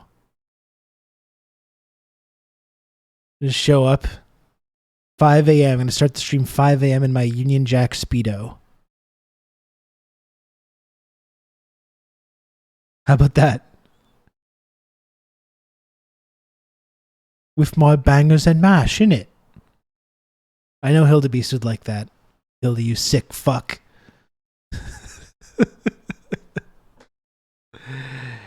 Is there a Canadian ceremony for King Charles at some point? I mean, probably. I'm sure there's some deranged freaks in this country that are probably like organizing something. I'm sure that there are. I don't doubt it.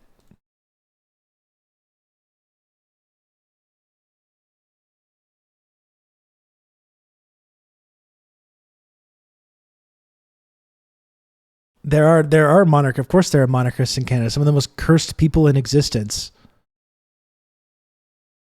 We can explore this tomorrow. Some of the most absolutely cursed people you can imagine.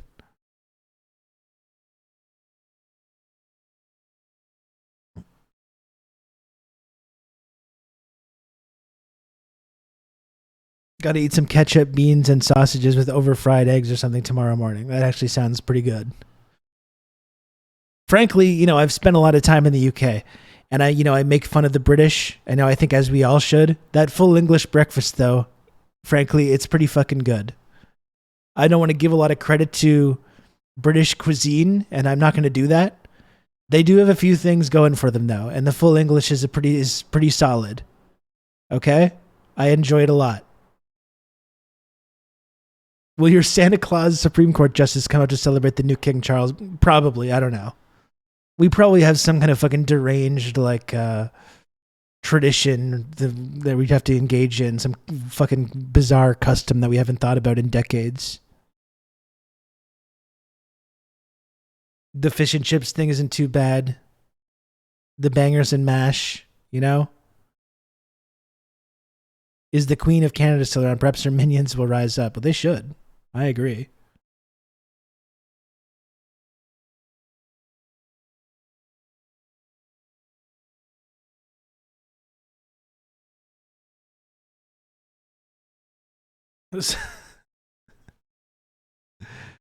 We're doing the pledge. You know, I think it's because you know I have links to this civilization, of course, as a person with Scottish heritage.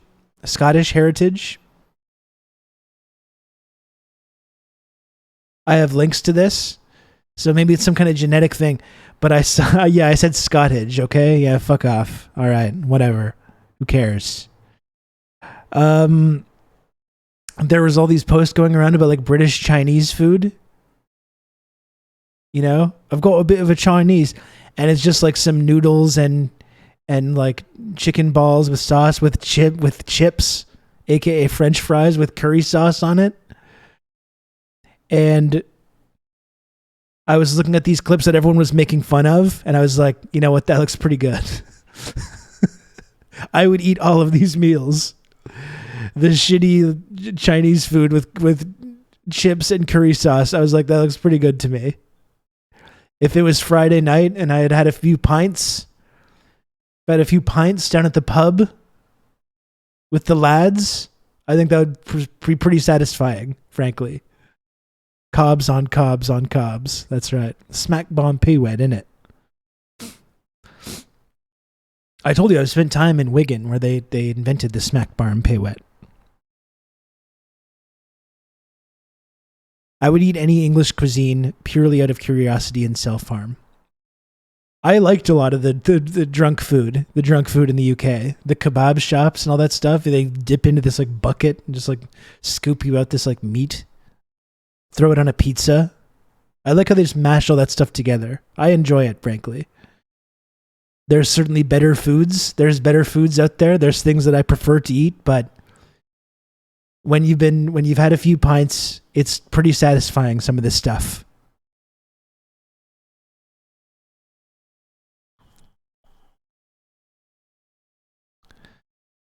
I'm not going to pretend that I don't find that appealing. You know, I'm not.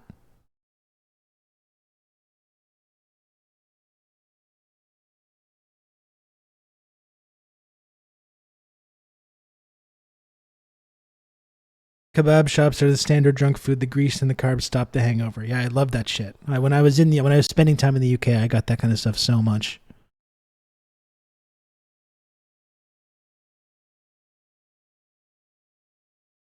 Curry Mile in Bradford. I don't think I've ever been to Bradford. I've been all over the UK, but I don't think I've been there.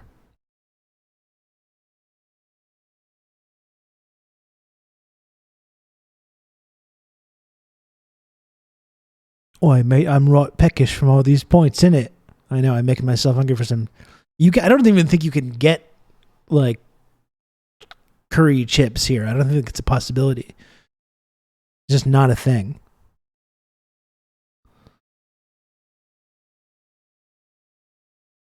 Too many eel dishes. Actually, that was one of the, like, things that I saw about the coronation, where traditionally, it's not eels, but it's lampreys. Usually they make a lamprey pie for the king or queen, and then because it's an endangered species, it's gone woke. The coronation's gone woke, innit? We're not serving the endangered lampreys.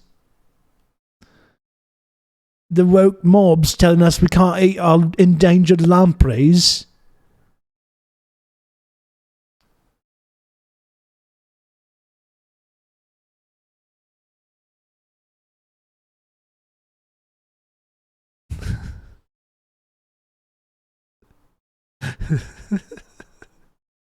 The woke mind virus has come for our jellied eels, innit?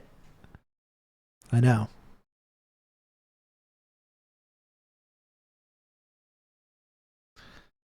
I want to try some real poutine. I highly recommend it. It's very satisfying. It's very, very satisfying. We can't have our traditional eel slop because we've killed too many eels to make eel slop.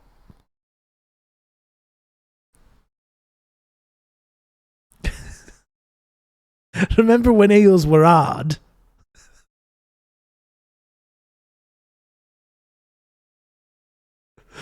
Oh my. Oh my goodness. Okay, what are we doing next here? Are we just bullshitting about eel pie now for the next fucking hour and a half?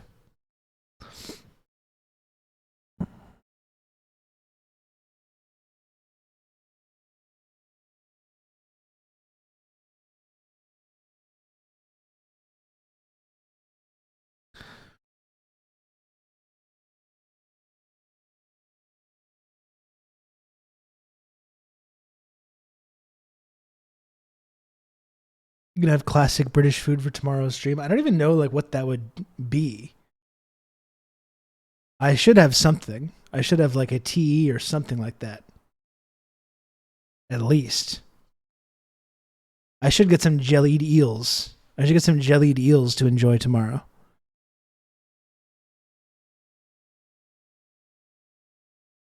Imagine if I was just scoffing down jellied eels while watching the coronation.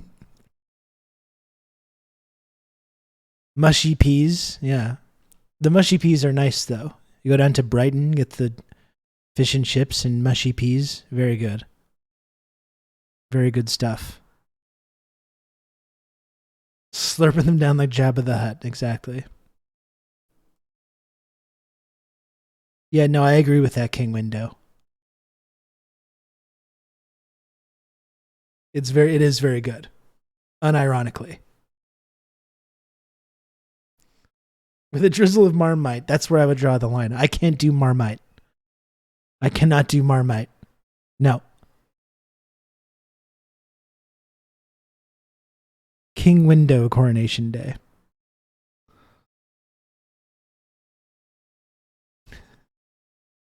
Literally be the Cronenberg movie. People can watch that. Come for the coronation. Stay for me slurping down some fucking eels.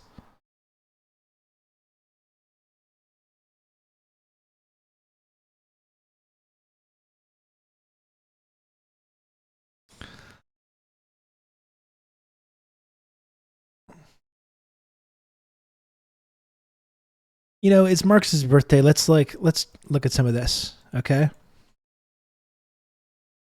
You know what I kind of want to do? I kind of want to look at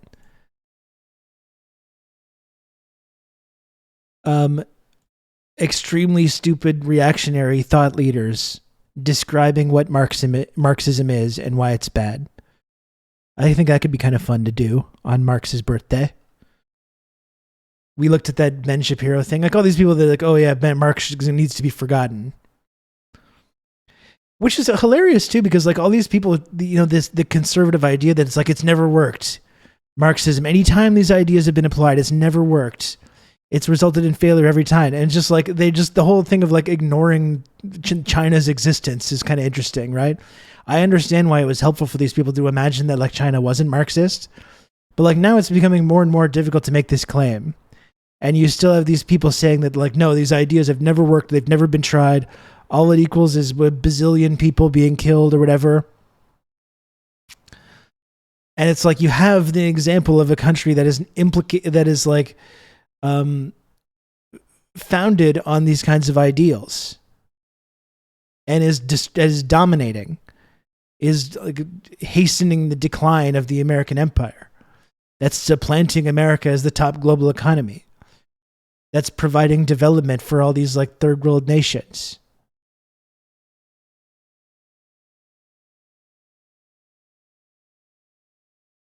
Also has been sabotaged like nothing before. Yeah, Sinchao, that's right. But like even like in the Soviet Union, like a massively successful example of Marxism being applied, which, despite what these people say, improved the lives of millions of people, that lifted people up out of the fucking dirt. These illiterate serfs, the predominant, like, you know, these societies that were predominantly illiterate serfs, lifted them up, taught people to read, became industrial powerhouses, became space-faring, scientific explorers. You know? Became centers for like philosophy and art.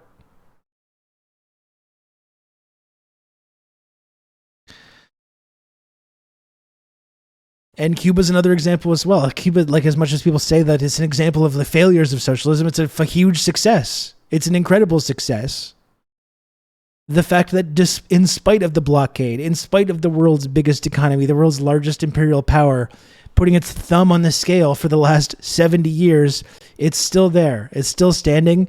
And in spite of all the limitations, of which there are many, and the fact that there is still poverty and there's still problems because of these like imperialist efforts to destroy it, it's still there to this day. It's still providing a decent living standard for people to this day. You know? Still leading the world in like medical discoveries, training doctors, doing all these important things despite of all these limitations. Like, that's a huge success. That's a historic success story. So let's hear what some of these folks have to say. Peterson is funny as well. Here's Jordan Peterson perfectly explains why Marxism will always fail. That was the funny thing. Again, I'm not a Zizek guy, but that was the funny thing about the Zizek debate with Peterson, which it totally exposed that Peterson has no fucking idea what Marxism is, has not actually studied any of this stuff, and nor has any of these other fucking losers.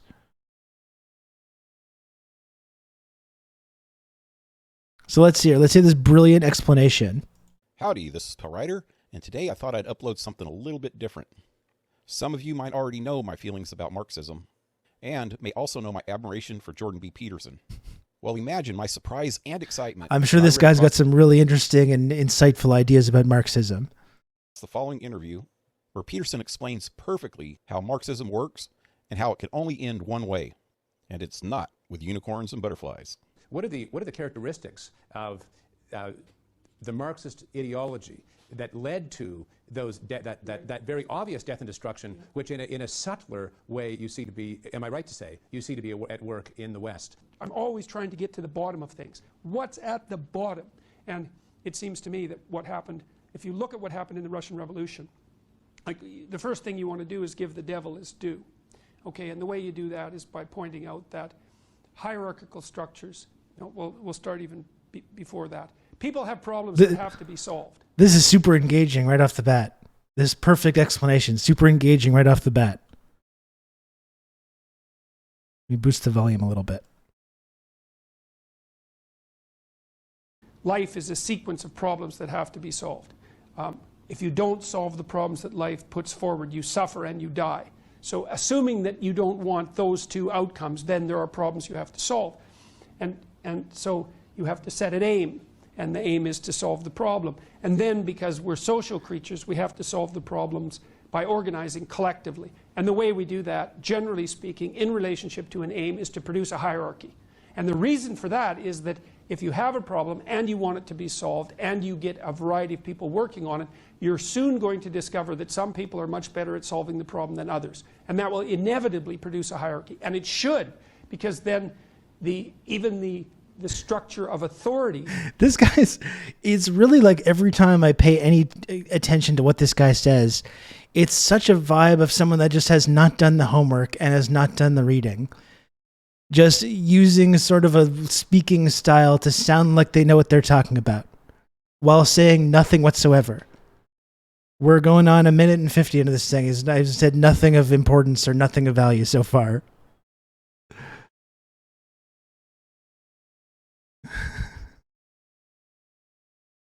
Where is he going with this? That is a good question. Let's go. It's almost like he's making a kind of like a triangle shape. We're just talking about these hierarchies. Disgusting. Disgusting. Is in sync with the aim. We don't support that here. Because it's a problem that everybody agrees that is an actual problem. So you're going to get hierarchical organizations, and you should. Now the problem with that is that as soon as you produce a hierarchical organization, two things happen. One is that a small minority of the people do almost all the creative work. That's the Pareto principle. And the other is that the benefits of the hierarchy flow disproportionately to a small number of people at the top. Oh, I'm sorry. Is he talking about Marxism right now? Really? Is that this hierarchy, this dangerous Marxist hierarchy that he's referring to? Let's hear more about this. Can you imagine us living in a horrible dystopian society where all the social gains in this unfair hierarchy that's been enforced, and only a few small people at the top are making the decisions and getting the gains, all the social gains and all the economic gains? Can you fucking imagine how terrifying that would be to live like that? Living in an unequal society, just horrible, horrible to think about. That would be crazy. Absolutely. That would be crazy, yo. Even by philosophy standards, he literally has no idea what he's talking about. I've literally listened to interviews with people that have worked at the same university as him, and he would literally just make shit up in classes they sat in on. Like, this is his whole thing. But conservatives and reactionaries are so dumb that it works on them, because they're like, well, I don't understand what he's saying, but that means that it's smart. That means it's just like too advanced for me. And then someone could say, well, I hold up Jordan Peterson. Look at how smart this guy is. And that means that I'm smart. You know? He's just a total bullshitter. And the Zizek debate exposed that. Exposed that for everyone to see. So, and that's another manifestation of the Pareto principle, and it is something that Marx pointed out, although he blamed it on capitalism, which is a big mistake, even if you're concerned for those the hierarchy dispossesses. So you produce a hierarchy, both the work flows from a minority of people and the benefits flow to a minority of people. And those might not be the same people, by the way, right? Because hierarchies aren't perfect in their ability to distribute resources as a consequence of productive effort. That's part of the problem with hierarchical organizations. But then what the hierarchy does is produce a layer of the dispossessed that stack up at the bottom, near zero, and it's the majority. So I want to point out as well that this clip is Jordan Peterson perfectly explains why Marxism will always fail. And we talk about political communicators and stuff, and people that are able to like articulate these big ideas and make them easy to understand, and literally the opposite is happening here. He's said nothing of value so far. He has said absolutely nothing of value so far.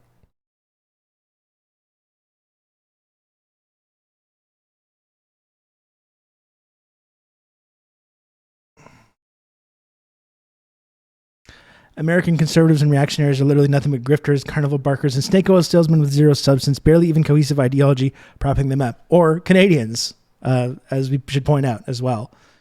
And we've exported a lot of these fucking dumb reactionaries to America as well. It's one of Canada's top exports. always the majority. So that's the price you pay for hierarchies. Now, what the left does is say, look at the dispossessed and keep the hierarchy flexible enough so that it can twist and bend and transform when necessary, but also so that the dispossessed don't fall so close to zero that A, that they're done, they're in misery, B, that the talents they might possess can't be utilized, and C, that the whole structure doesn't become so untenable that it destroys itself because of the inequality.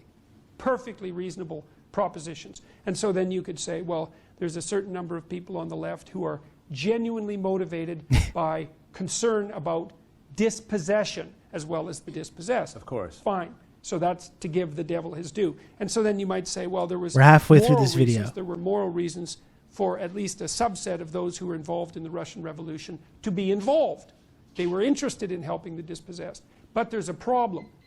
And this is the problem of the left. There's problems on the right as well. The problem on the right is once the hierarchy is established, those who dominate the top have every right to overstate the moral virtue of the hierarchy because it privileges them in particular. On the left, the problem is that it's not easy to distinguish between care for the dispossessed and hatred for those who occupy positions of, well, you could say authority. The leftists would say power. You could also say competence, which I think is more to the case, or ability. It's not easy to distinguish care for the dispossessed from hatred. What the fuck what is he saying? I've absorbed nothing of value from this. 4.5 minutes into this thing, he perfectly explains why Marxism will always fail. What is this? Maybe it's going to really become clear in the next 3 minutes. For those who occupy the preeminent positions in the hierarchy. And if it's power, then it's hatred for power. But if it's competence, and it is competence if the hierarchy is functional, then it's hatred for the competent. Okay, then you say, all right, so those are the two competing motivations. Care for the dispossessed and hatred for the, let's say, competent. Let's play that out, historically speaking, and see which is the more powerful force. Well, that got played out very rapidly in the Russian Revolution. And what happened was, even if there was a minority, and perhaps even a majority, although there wasn't, but perhaps even a majority of those who truly cared for the dispossessed, those who hated the competent, slaughtered them. It turned out doing a lot of work suggesting that the people that are on top of this hierarchy are competent in the like that's the assumption that he's making here, right? They don't hate the top of the people with these hierarchies because they're powerful. No, they hate them because they're competent. Because we live in this meritocracy, I guess he's suggesting, which there's plenty of evidence to otherwise. Like there's plenty of evidence that shows that that's not the case at all, that we don't live in a meritocracy, that the people on top of these hierarchies are not, in fact, competent whatsoever. Yeah, the competent czar, for sure. And again, this is a man that's paid by like fracking billionaires. Like that's never lose sight of that. When these like pseudo intellectuals are defending about the competency of the people on the top of the hierarchy, they're saying that because those people at the top of the hierarchy are paying their bills. Right? So you can't so you have to suggest that they're there in that position of power because they have some kind of merit, or they've actually brought something to the table, or are capable or competent people. None of which is true. Anyway, let's hear more of this. We got 2 minutes left of this, and I have not taken away very much, actual information from this in this perfect explanation for why Marxism will always fail. That the hatred was a much more potent geopolitical force than the compassion. And another twist occurred too, because the narrative was bourgeoisie against proletariat, let's say, and so that's those at the uppermost pinnacle of the hierarchy against those who were the dispossessed. And that was also the historical narrative. And then it was the right and responsibility of those who were oppressed to rise up. But that ran into another problem, which is basically the problem that the postmodernists, especially on the feminist side, have now identified as intersectionality. It's like, well, turns out that you can't so easily be placed into one group. Like, in fact, this is the perception problem that we talked about before. There's a very large number of groups. You can count on me. You're going to have good old Rob to talk you through all this. The Russian Revolution was very fixated on intersectionality, of course. That was the main problem with it. Thank you, Old Dutch, for the gifted sub. I appreciate that, sir. Thank you. It might be an unlimited number of groups, in fact.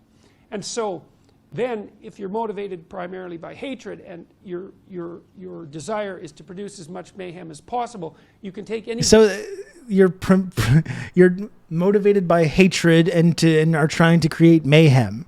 That was the goals of the Russian revolutionaries, according to Peterson. And these are just things that he just takes as like givens, right? These are just like assumptions that he thinks that everyone should just like get on board with this basic idea, but while he moves forward with his analysis.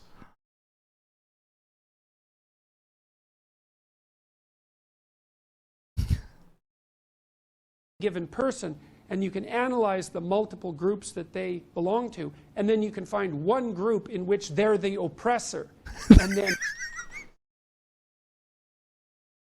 Look at this guy's face. This is my face when someone's talking about a whole load of bullshit that I have no interest in and I don't understand in any way.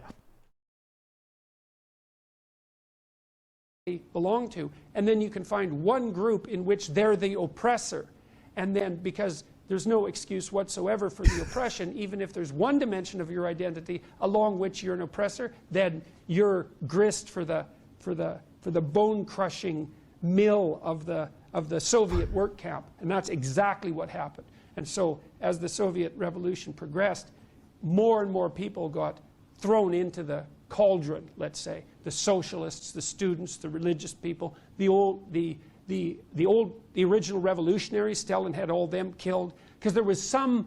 And if it wasn't you, it sounds like an anarchist. Because of your group membership, then they just expanded the capacity of the parameters of the idea of group. Well, you're not an oppressor, but your grandfather was a landowner. Well, that's good enough. That's your class. And so that's sufficient justification to throw you to the wolves as well. And so what you saw is this just unbelievable expansion of murderousness driven by the twin improper presuppositions that you could define people by their group identity, and that history was best conceptualized as a battle between the fortunate and the unfortunate along those group identities. Yes. What I did instead was... Oh, good. We got a whole 30-minute version of this now. I don't think I can do that. He literally said, though, nothing of interest in that entire 7-minute comment. And this is enough for some people. Jordan Peterson perfectly explains why Marxism will always fail. I'm trying to put myself in the mindset of someone that could watch that clip and be like, oh yeah, that was a really profound and intelligent person that I just witnessed break these difficult concepts down for me. Then this YouTuber was just so impressed. He was like, I don't even talk about politics that much, but this is just so fantastic that I had to put it out there. Oh my God. Can we stop to appreciate the difference between the Ben Norton interview and this? Well, that's because when you hear from someone that actually understands Marxism explain these things, lo and behold, they're able to do it in a way that makes sense and is coherent and is easy to understand. When you actually have no understanding of these things, as Jordan Peterson does not, then this is what it looks like, and it fools people, right? It fools people that are stupid and aren't able to like tell the difference. That because they're confused by this like rambling nonsense word salad, they assume that means it has merit.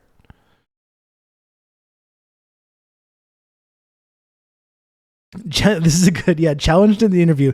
Just summarize what he just said. Just give me a little summary. 30 seconds will do. Little 30-second summary to the person that did this YouTube video where he perfectly explains why Marxism will always fail. Just give me a little 30-second summary of what that was about. I honestly don't think that I could. Yeah, of course, yeah.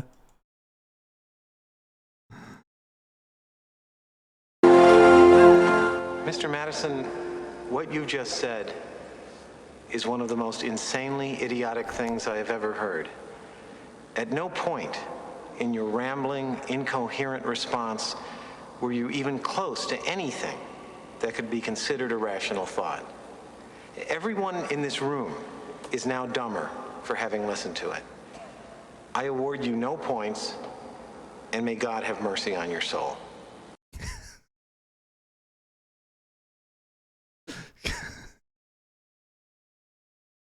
It's truly amazing. And this is the person that gets held up as being like the expert on this stuff on the right. It's truly astounding, I think. And you realize how when you do think without Marx, it is baby talk silliness. And when you try and explain Marx from this perspective without having any understanding of it, you sound like a fucking moron, don't you?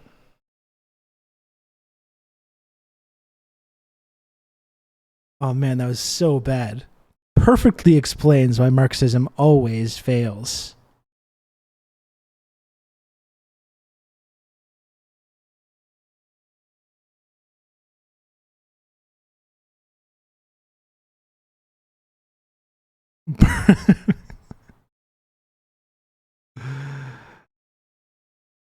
Oh man.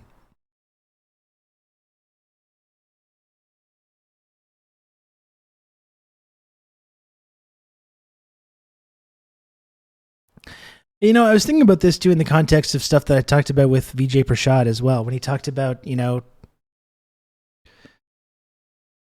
the kind of people that accuse him of being all kinds of things. And I think I'm in the kind of the same camp, I think, where I'm at now, with this stuff. You know, I'm not a Dengist. I'm not a Stalinist. I'm certainly not a Putinist. You know, I'm none of these things. What I am, though, is a Marxist. And that means that you analyze any event, whether it's a domestic thing or a geopolitical thing, analyze it through that Marxist framework, and that through that class analysis lens. You know, you want to talk about the Ukraine war, you have to do it through that lens. If you want to talk about China, you have to do it through that lens. You know, and it's not just about, you know, supporting or upholding, you know, certain figures or people, but it's about analyzing these things through that Marxist lens and through that historical materialist lens.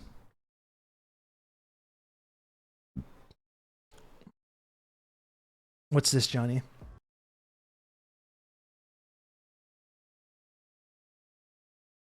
I think I remember watching this. 但是呢，问来问去的问题啊 ，too simple， 啊 ，sometimes naive， 懂了没有？那江主席，你觉得？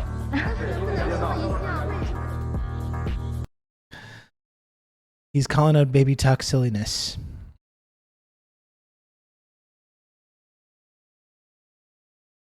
Oh shit! And I wasn't even on the right thing. We can look at it again. 但是呢，问来问去的问题啊 ，too simple， 啊 ，sometimes naive， 懂了没有？那江主席，你觉得？ Owned. God, that Jordan Peterson thing was wild.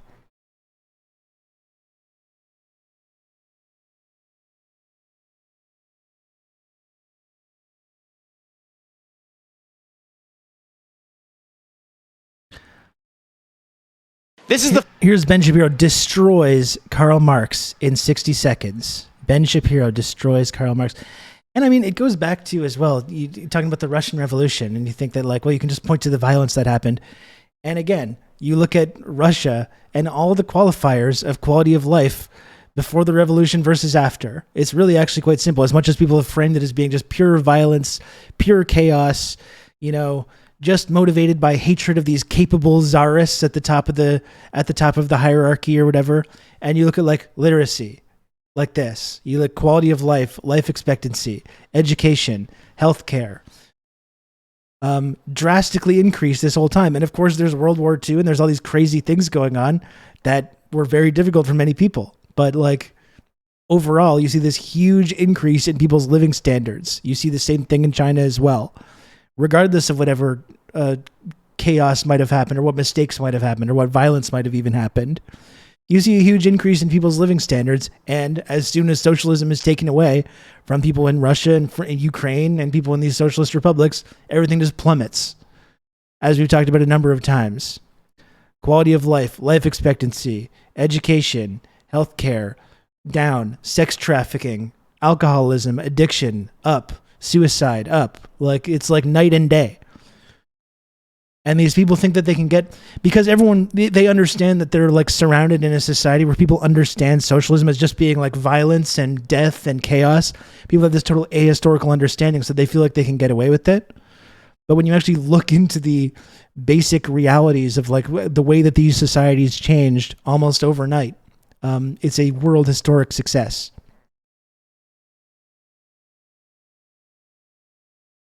Okay, let's see Ben Shapiro destroy Karl Marx in 60 seconds. This is the philosophy of collectivism. The philosophy that says that human beings suffer because the Judeo-Christian system expects too much of us individually. First of all, there's no such thing as a Judeo-Christian system. That's complete bullshit. That was basically invented recently. as a way to like demonize and exclude Muslims. Like there's never been any Judeo-Christian organized social organization or economy, like anything like that. Like that's a purely modern, recent bullshit invention. The Judeo-Christian, like that doesn't exist. How do you take someone seriously who sounds like this? I don't understand either, honestly. And they all fucking sound like this. They all sound like weird freaks. Anyway. Yeah, the majority of Christian history is bashing on the Judeo part of that. That's right. Judeo-Christian philosophy expects us to struggle, to strive. Judeo-Christian philosophy demands that we do our best and that we act virtuously on the individual level so that we can feel secure without invading each other's rights. The Judeo-Christian tradition says that with freedom comes responsibility. Collectivist philosophy, however, thinks differently. They expect us to give our individual striving up. No more striving, no more struggle. All we have to do is trade our individual responsibility. In Marxism, there's no struggle, of course. There's no struggle, obviously. For the comfort of collective power.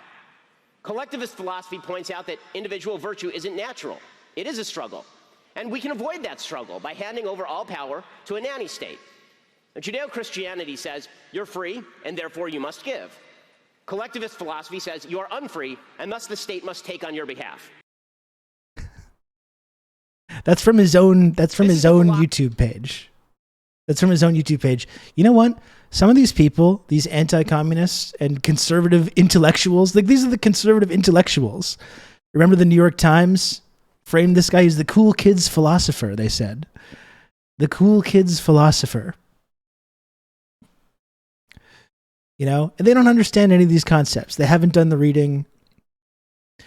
You know, that's why there's fixation on identity politics and Marxism. Like they think like people like Jordan Peterson and Ben Shapiro thinks Marxism is like trans women using the proper bathrooms that go along with their gender identity. They really just don't know. They have no fucking understanding of what any of these concepts mean. And that's why when they go to explain these things, they sound like they're just making a bunch of bullshit word salad up and people believe it because these like dumb people that are part of these reactionary conservative movements think that if someone is saying something that they don't understand, that means that they're smart and that they know what they're talking about. Whereas anytime you see an actual Marxist break these things down, whether it's like Richard Wolff or Vijay Prashad or Michael Parenti or whoever, they do so in a very easy to understand way. Like nothing that these people say is not like easy to grasp or understand. It's all this purely like, it's just word salad. My mom thinks I'm the cool kids philosopher. Lenin returned from the grave to put rainbows on my Bud Light can. That's right. Oh, these people are fucking really dumb. Really dumb people.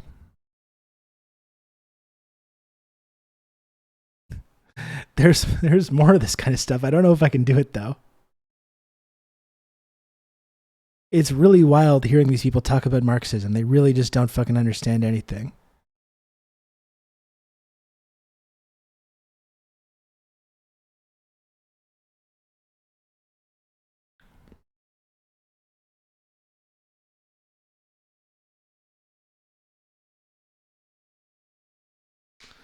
The fans of these people read the title of the video, nods along, not realizing that the speaker has no idea what they're talking about, and then assume that they'd presented a wall of infallible logic to prove the title correct. Jesus. I just perfectly describes. Where did I lost it. I lost my thing.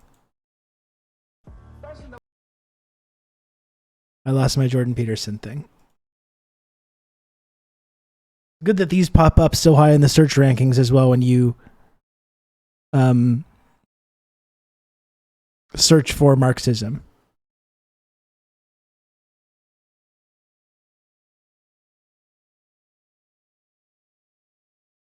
I guess one thing we could do is watch this Richard Wolff video.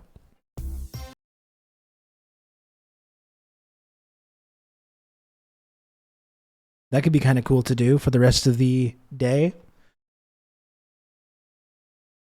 It makes sense that decades of libs lording their big fancy words over to conservatives would make them want to feel smart and are thus more gullible to the snake oil salesman. That does make sense, yeah.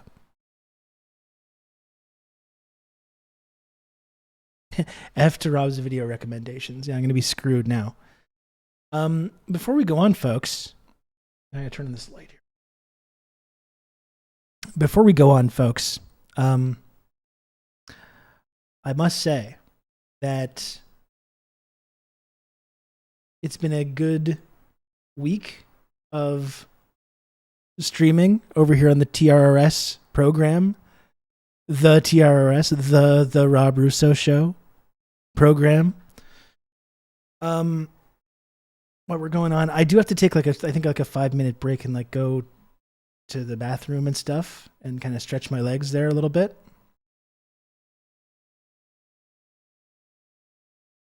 Getting to the right thing here. Oh, it's been.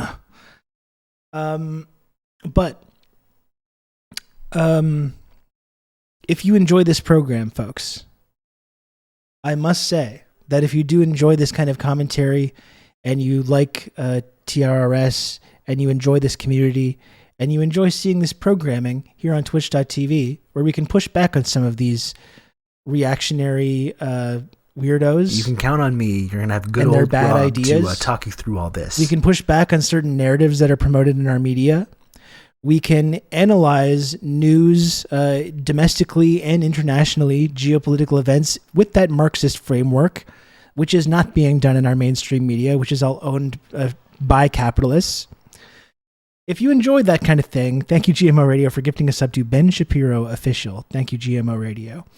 If you do enjoy that kind of stuff, if you enjoy this program and the kind of commentary that I do here, please, if you can, subscribe to TRRS.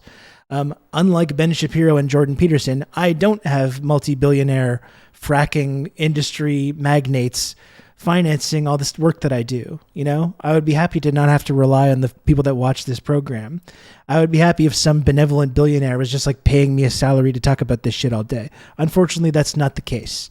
Unfortunately, I have to rely on members of this community and people that watch this show in order to continue doing this kind of commentary. So if you do enjoy the commentary, folks, or you like being part of the community, please, if you can, subscribe to TRRS. It costs $5 per month. It is completely free of charge with an Amazon Prime account. You can gift subscriptions or friend coin or contribute in a number of other ways to join the community, join Twitch's only... You've just become an elite member of the Friendship Triangle. Join Twitch's only two-dimensional, triangle-shaped friendship access and trickle-down clout tiered reward system. And you can instantly become an elite member like Gen X Bushy. Thank you, Gen X Bushy, for the 5 gifted subs. Always bailing me out. I appreciate it, Gen X Bushy. Thank you. You can count on the elite members. Good old Rob to of this talk community. You through all You this. too can become an elite member of the Friendship Triangle system by gifting 5 subscriptions or more.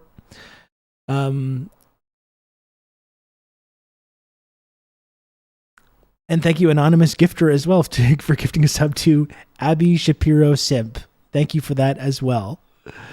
Very much appreciated. You know, maybe we're going to get out here and change hearts and minds, you know? Maybe we'll change hearts and minds. You're going to have good old Rob to talk you through all this. Thank you, Brian, for the gifted sub as well. I appreciate that a lot. I would like to get a Marx statue. You know, I love my Lenin statue. I would like to get a Marx statue as well.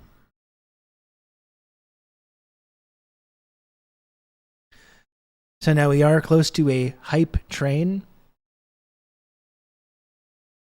It's really amazing, this idea that, like, I don't know, I couldn't even make sense of what Ben Shapiro was saying there as well. I'm trying to pay attention to what these guys are saying. And just kind of like promoting this idea that this individualism inherent to this like Judeo-Christian society, which he believes we live in, which is an extremely modern invention again. Like, what even was that? So they're only in that, under that system of like rugged individualism. Are you struggling? Good old Rob to talk you through all this. I don't know. I can't really make heads or tails of it. It just doesn't make sense to me. It is gobbledygook. And thank you, Bleep Lord, for the gifted sub as well. So we do have a hype train going, folks, now. We do have a hype train going. Have you ever thought about writing a book about your experiences with the media? I think something like that would be a great read. I would like to write a book eventually. I mean, it's been a long kind of dream of mine. I would like to be able to do that.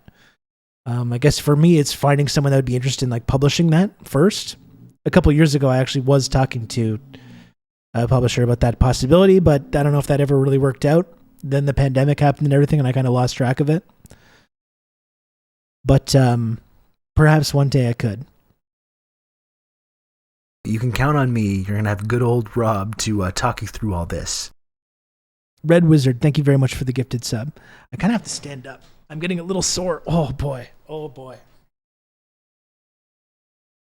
I'm getting a little sore from sitting so long. It's been 2.5 hours. Haven't taken a lot of a break here. Again, because I'm so devoted to trying to entertain and inform members of this community, who I do appreciate very much. But it gets tricky sometimes. It gets tricky. Get yourself an under the desk treadmill. Maybe I should do that. I should convert to a standing desk. Start doing a standing desk stream.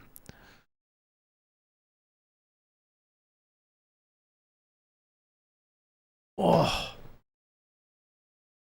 Getting to be unpleasant. So we do have this hype train going on, folks. We're making some headway here in making number go up.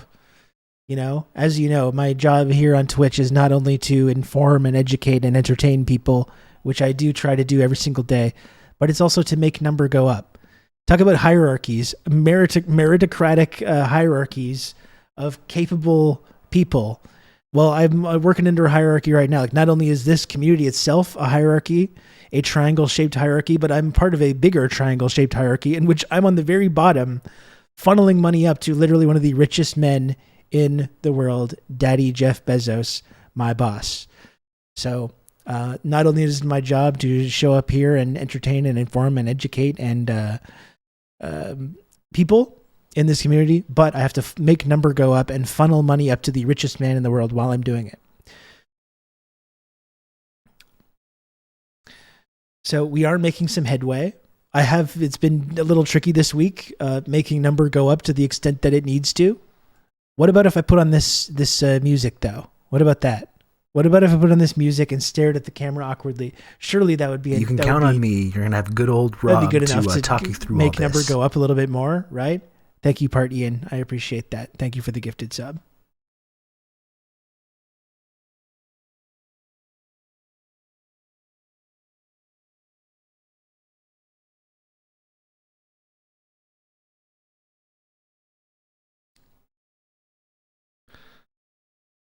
What do we think of this?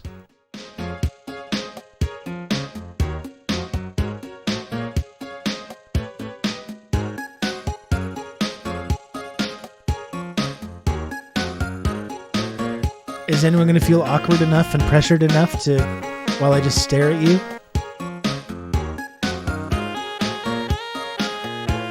You got 1 minute left in this hype train.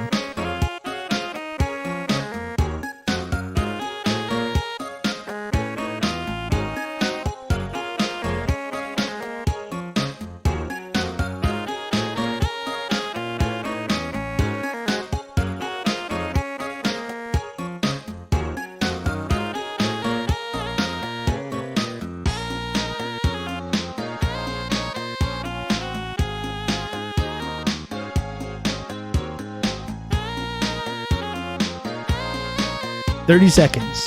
I know you're not going to leave me hanging here.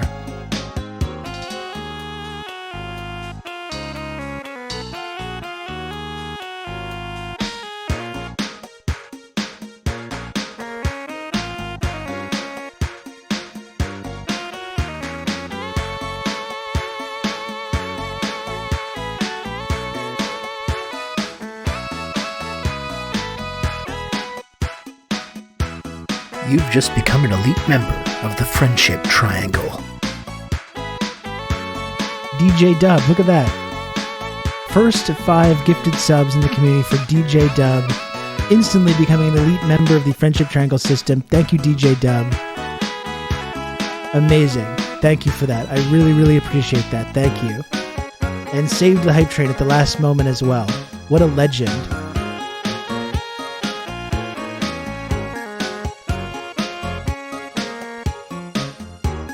Rocketing all the way to the elite tier.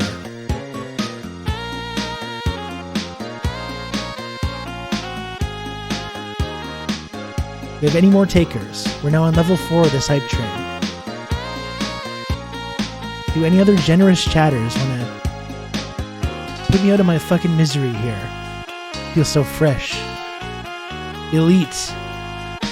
And you should. And DJ Dub, I don't even think has a sub himself. Or themself. Maybe someone will rectify that.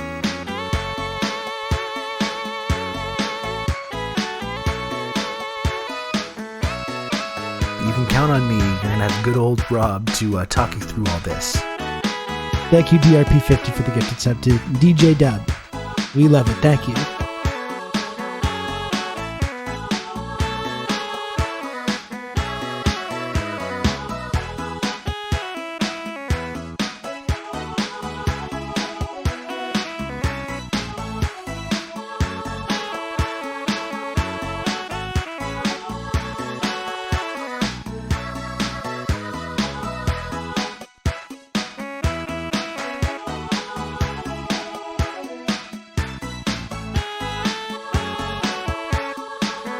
We got 3 minutes left of this hype train, so I'm going to just be sitting here silently. Keep that in mind. If it makes you uncomfortable, that there's a way out of this. There's a way out of this for all of us.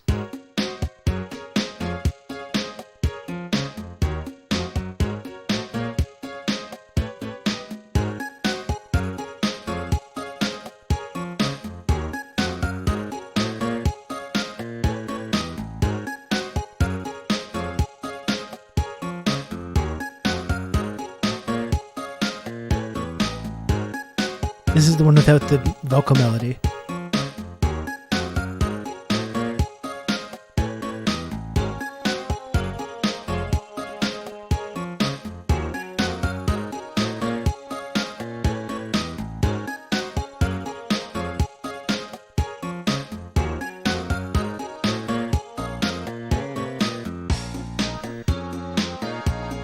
One who reads, I'm not allowed to talk about it.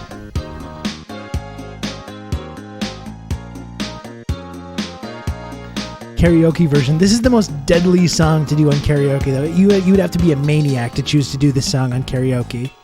You can count on me. You're gonna have good old Rob to talk you through all this. It's treacherous, this song.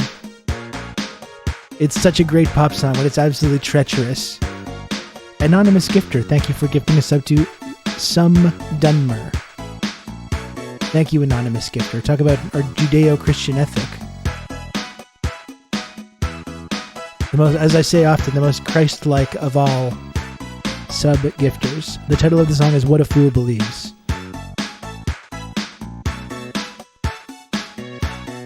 There's this modulation in the chorus as well. It's like, fuck.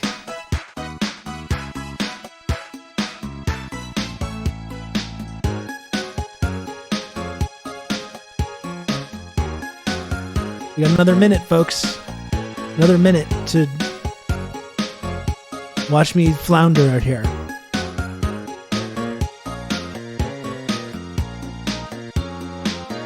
A place in his life.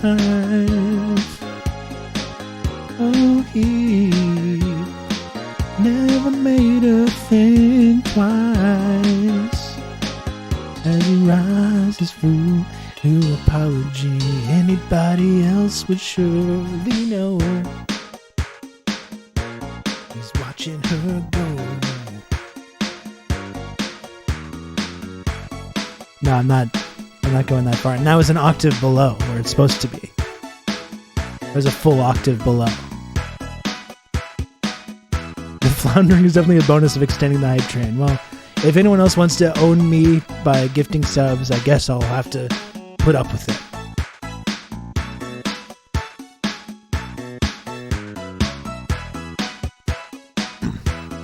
The secret to karaoke is to let go simultaneously. Give it your count best on shot. me. You're gonna have good old Rob. Let go of any to, notion of talk you being any through good at this. all. Thorvinir, thank you for the prime sub. I appreciate that. Thank you. I haven't done karaoke in a very long time. Dun, dun, dun, dun, dun. Okay. Back to Marxism. Now that I've taken a moment to raise some money for the you're gonna have good old Rob to talk you largest through all corporation this. in the world and the world's wealthiest man. Now we can get back to learning about Marxism.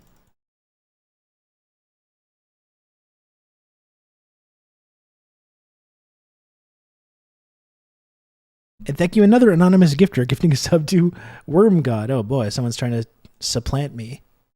That's not cool. I appreciate all the support, folks. I really do. Thank you. Thank you for tolerating these segments. I'm just going to throw this video on. We'll make it through this. And I'm just going to quickly go to the bathroom.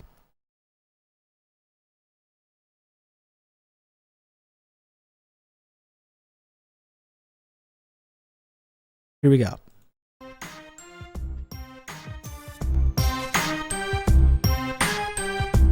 And talk about, I don't think Richard Wolff is perfect, but a fucking great political communicator and can actually explain what Marxism is in a way that Ben Shapiro and Jordan Peterson could never hope to do, because he actually understands these concepts, which they do not.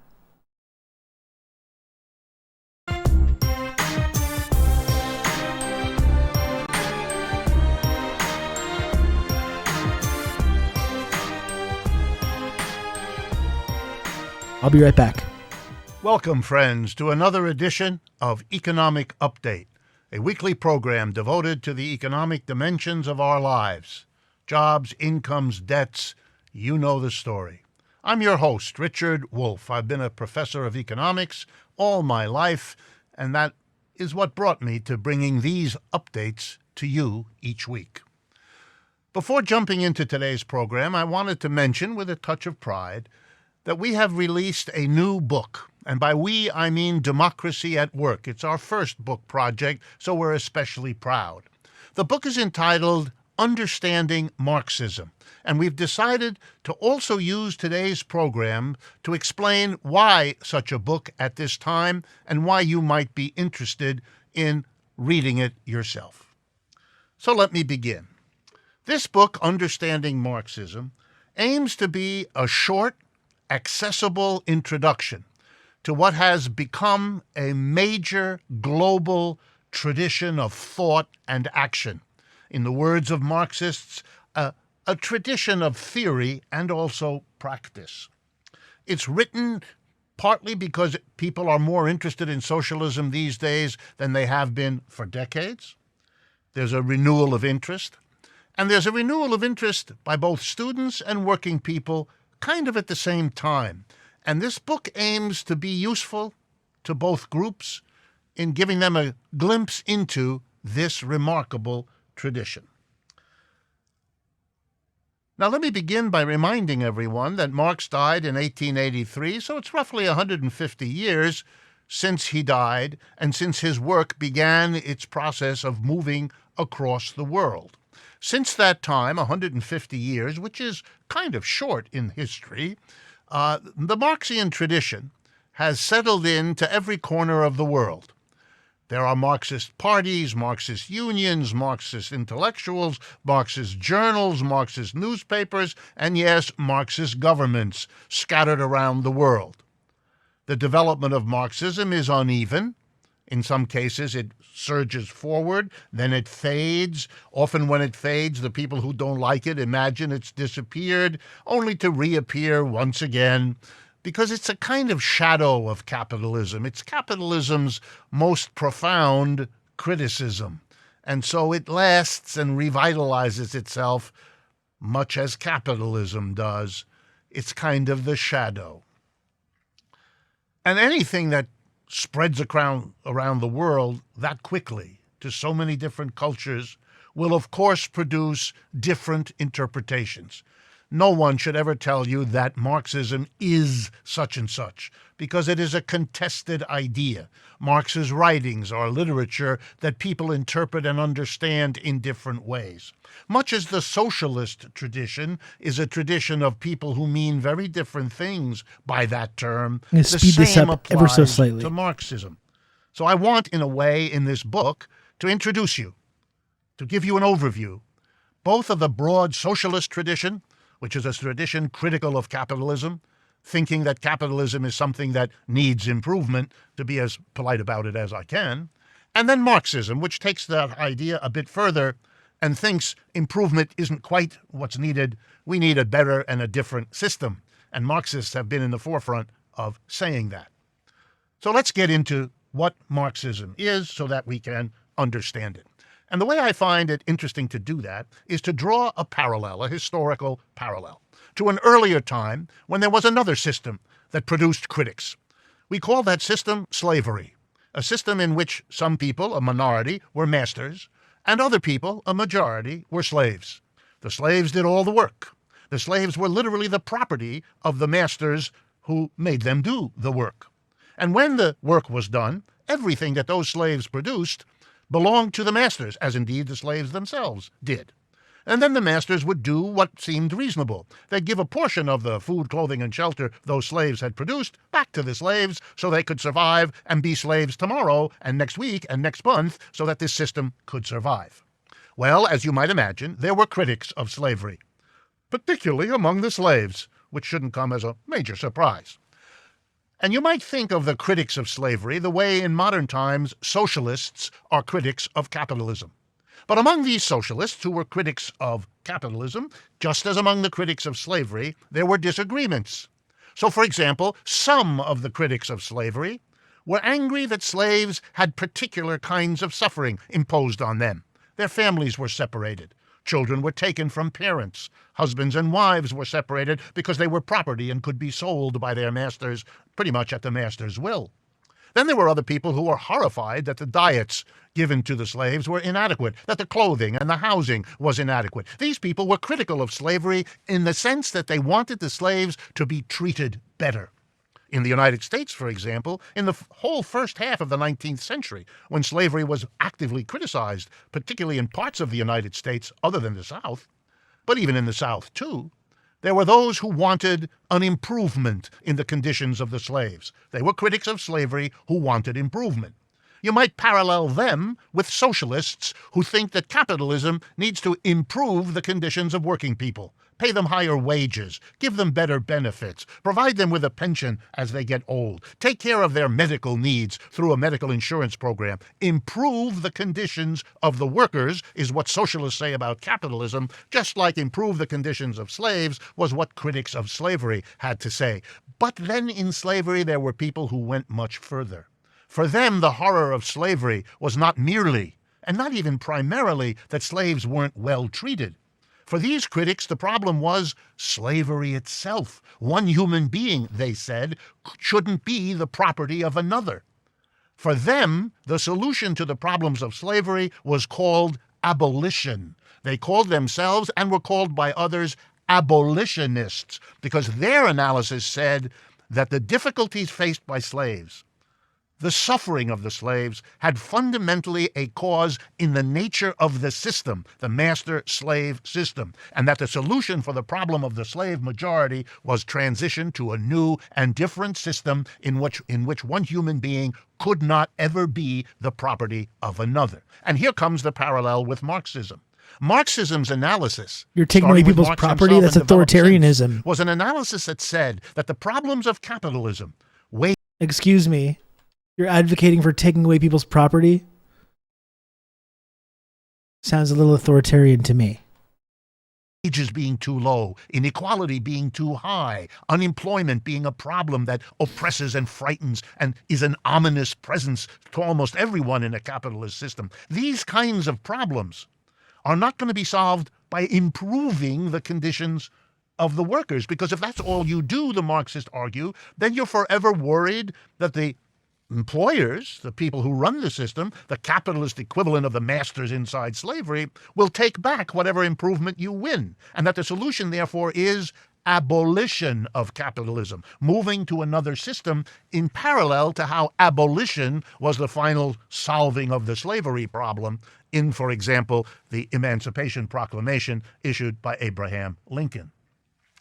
Okay, so Marxism is the notion that we need system change, that capitalism is a system that has fundamental flaws, that those flaws show up in the difficult conditions imposed on the majority of people, the employees as opposed to the employer class, and that Marxism names those flaws, much as the abolitionists in slavery named the fundamental flaw of the system as being what happens if you make a human being into a piece of property like a donkey or a tractor or something else.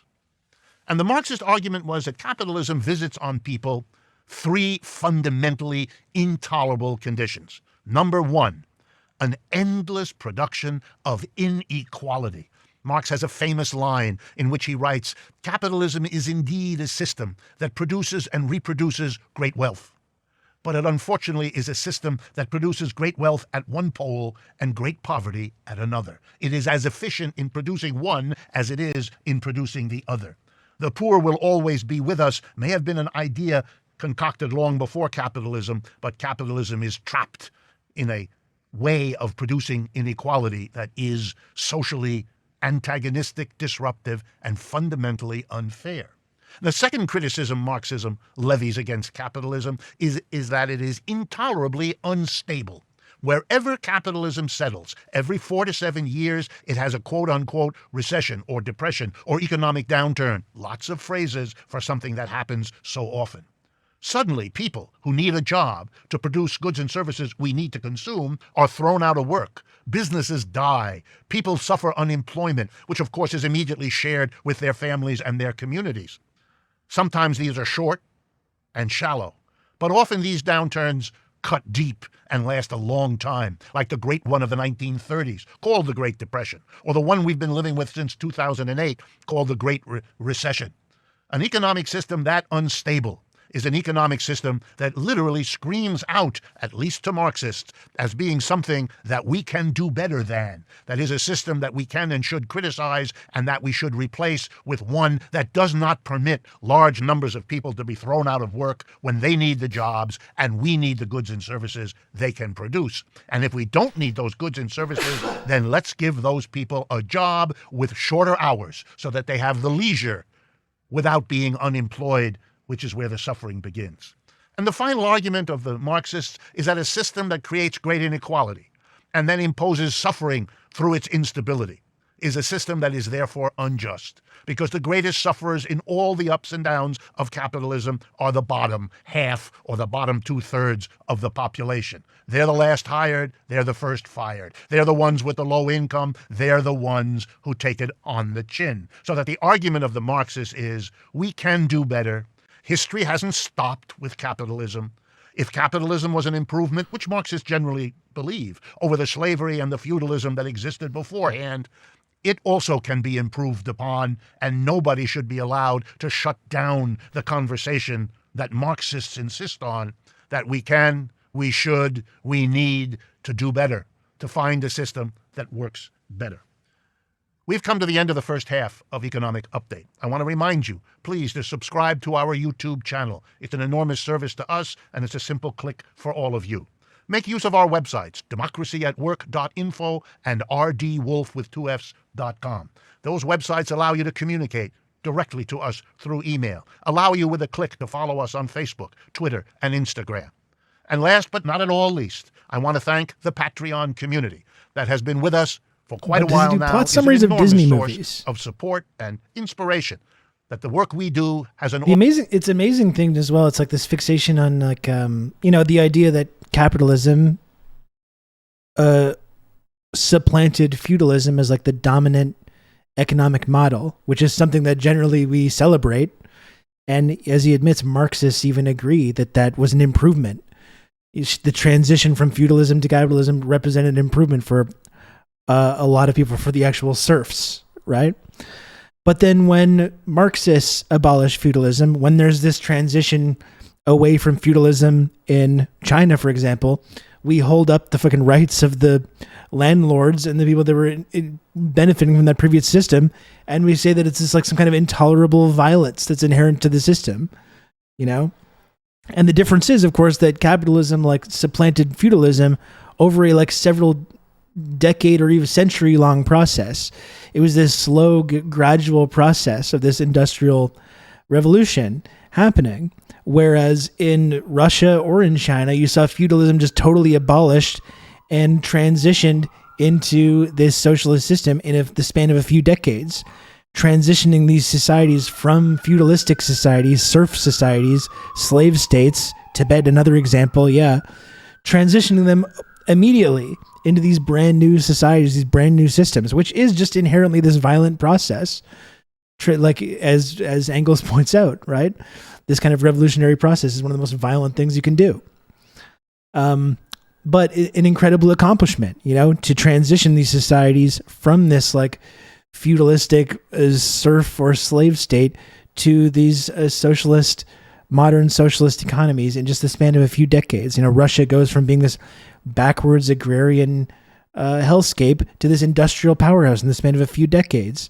China goes from being where China was in 49 to now almost overtaking the US as the top global economy in less than a century. You know, it's an incredible fucking accomplishment. It's an incredible achievement, which is amazing. Again, why you have people like Jordan Peterson and Ben Shapiro holding up these places as this process was backwards and horrible for people.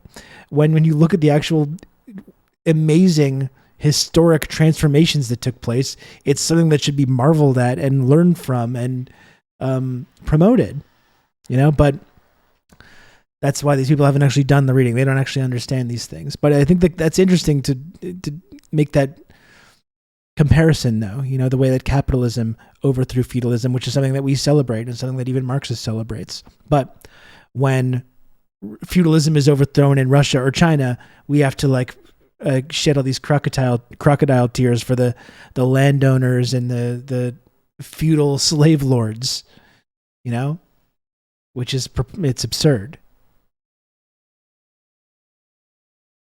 Yeah, and we still do have the vestiges of feudalism in our society now. We still have little princelings and princesses running around ordering, like controlling everything. Britain's a good example, Dave. Like, as you know, like a lot of the most powerful families in Britain, you can trace back their power for fucking centuries into the feudalistic system.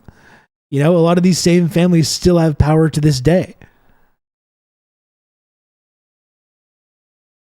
Ever since Pat and I started reading Marx at the margins, it actually seems questionable how progressive he believed capitalism to be over feudalism when examining his lesser-known writings to the New York Tribune.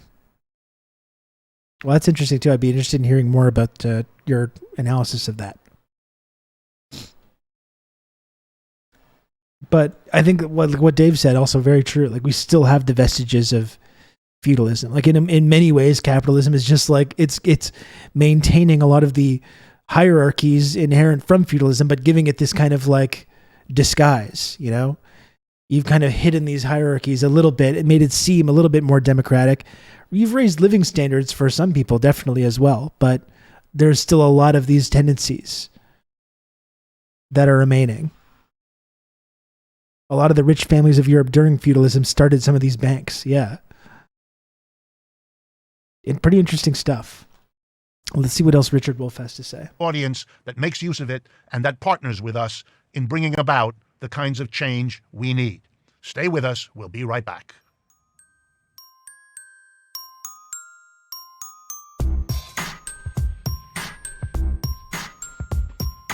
Welcome back, friends, to the second half of today's economic update. This guy says fake We've meritocracy. been talking about this new for book sure. that I wrote and that Democracy at Work has published as its first. And then you have like Jordan Peterson talking about these hierarchies that exist in capitalist society and suggesting that the people at the top of these hierarchies have this like merit or have ability, and that all the people angry or angry at the people at the top of this hierarchy are just like these people that just hate people that have more ability than them and more merit, you know, which is just a fundamentally backwards and wrong assumption about the way these hierarchies work and who these people are at the top of the hierarchies.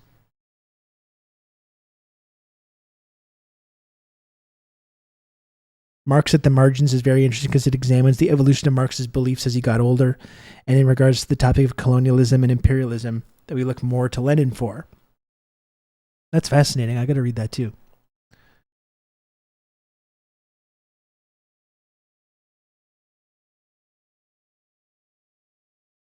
Project. It's called Understanding Marxism.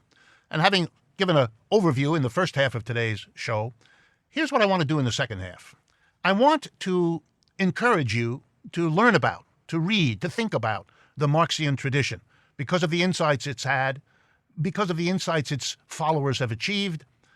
And in order to help persuade you to do that, I wanted to do a brief, bold, and highly incomplete survey of what Marxism has done already in the way of shaping modern culture, influencing modern ways of thought.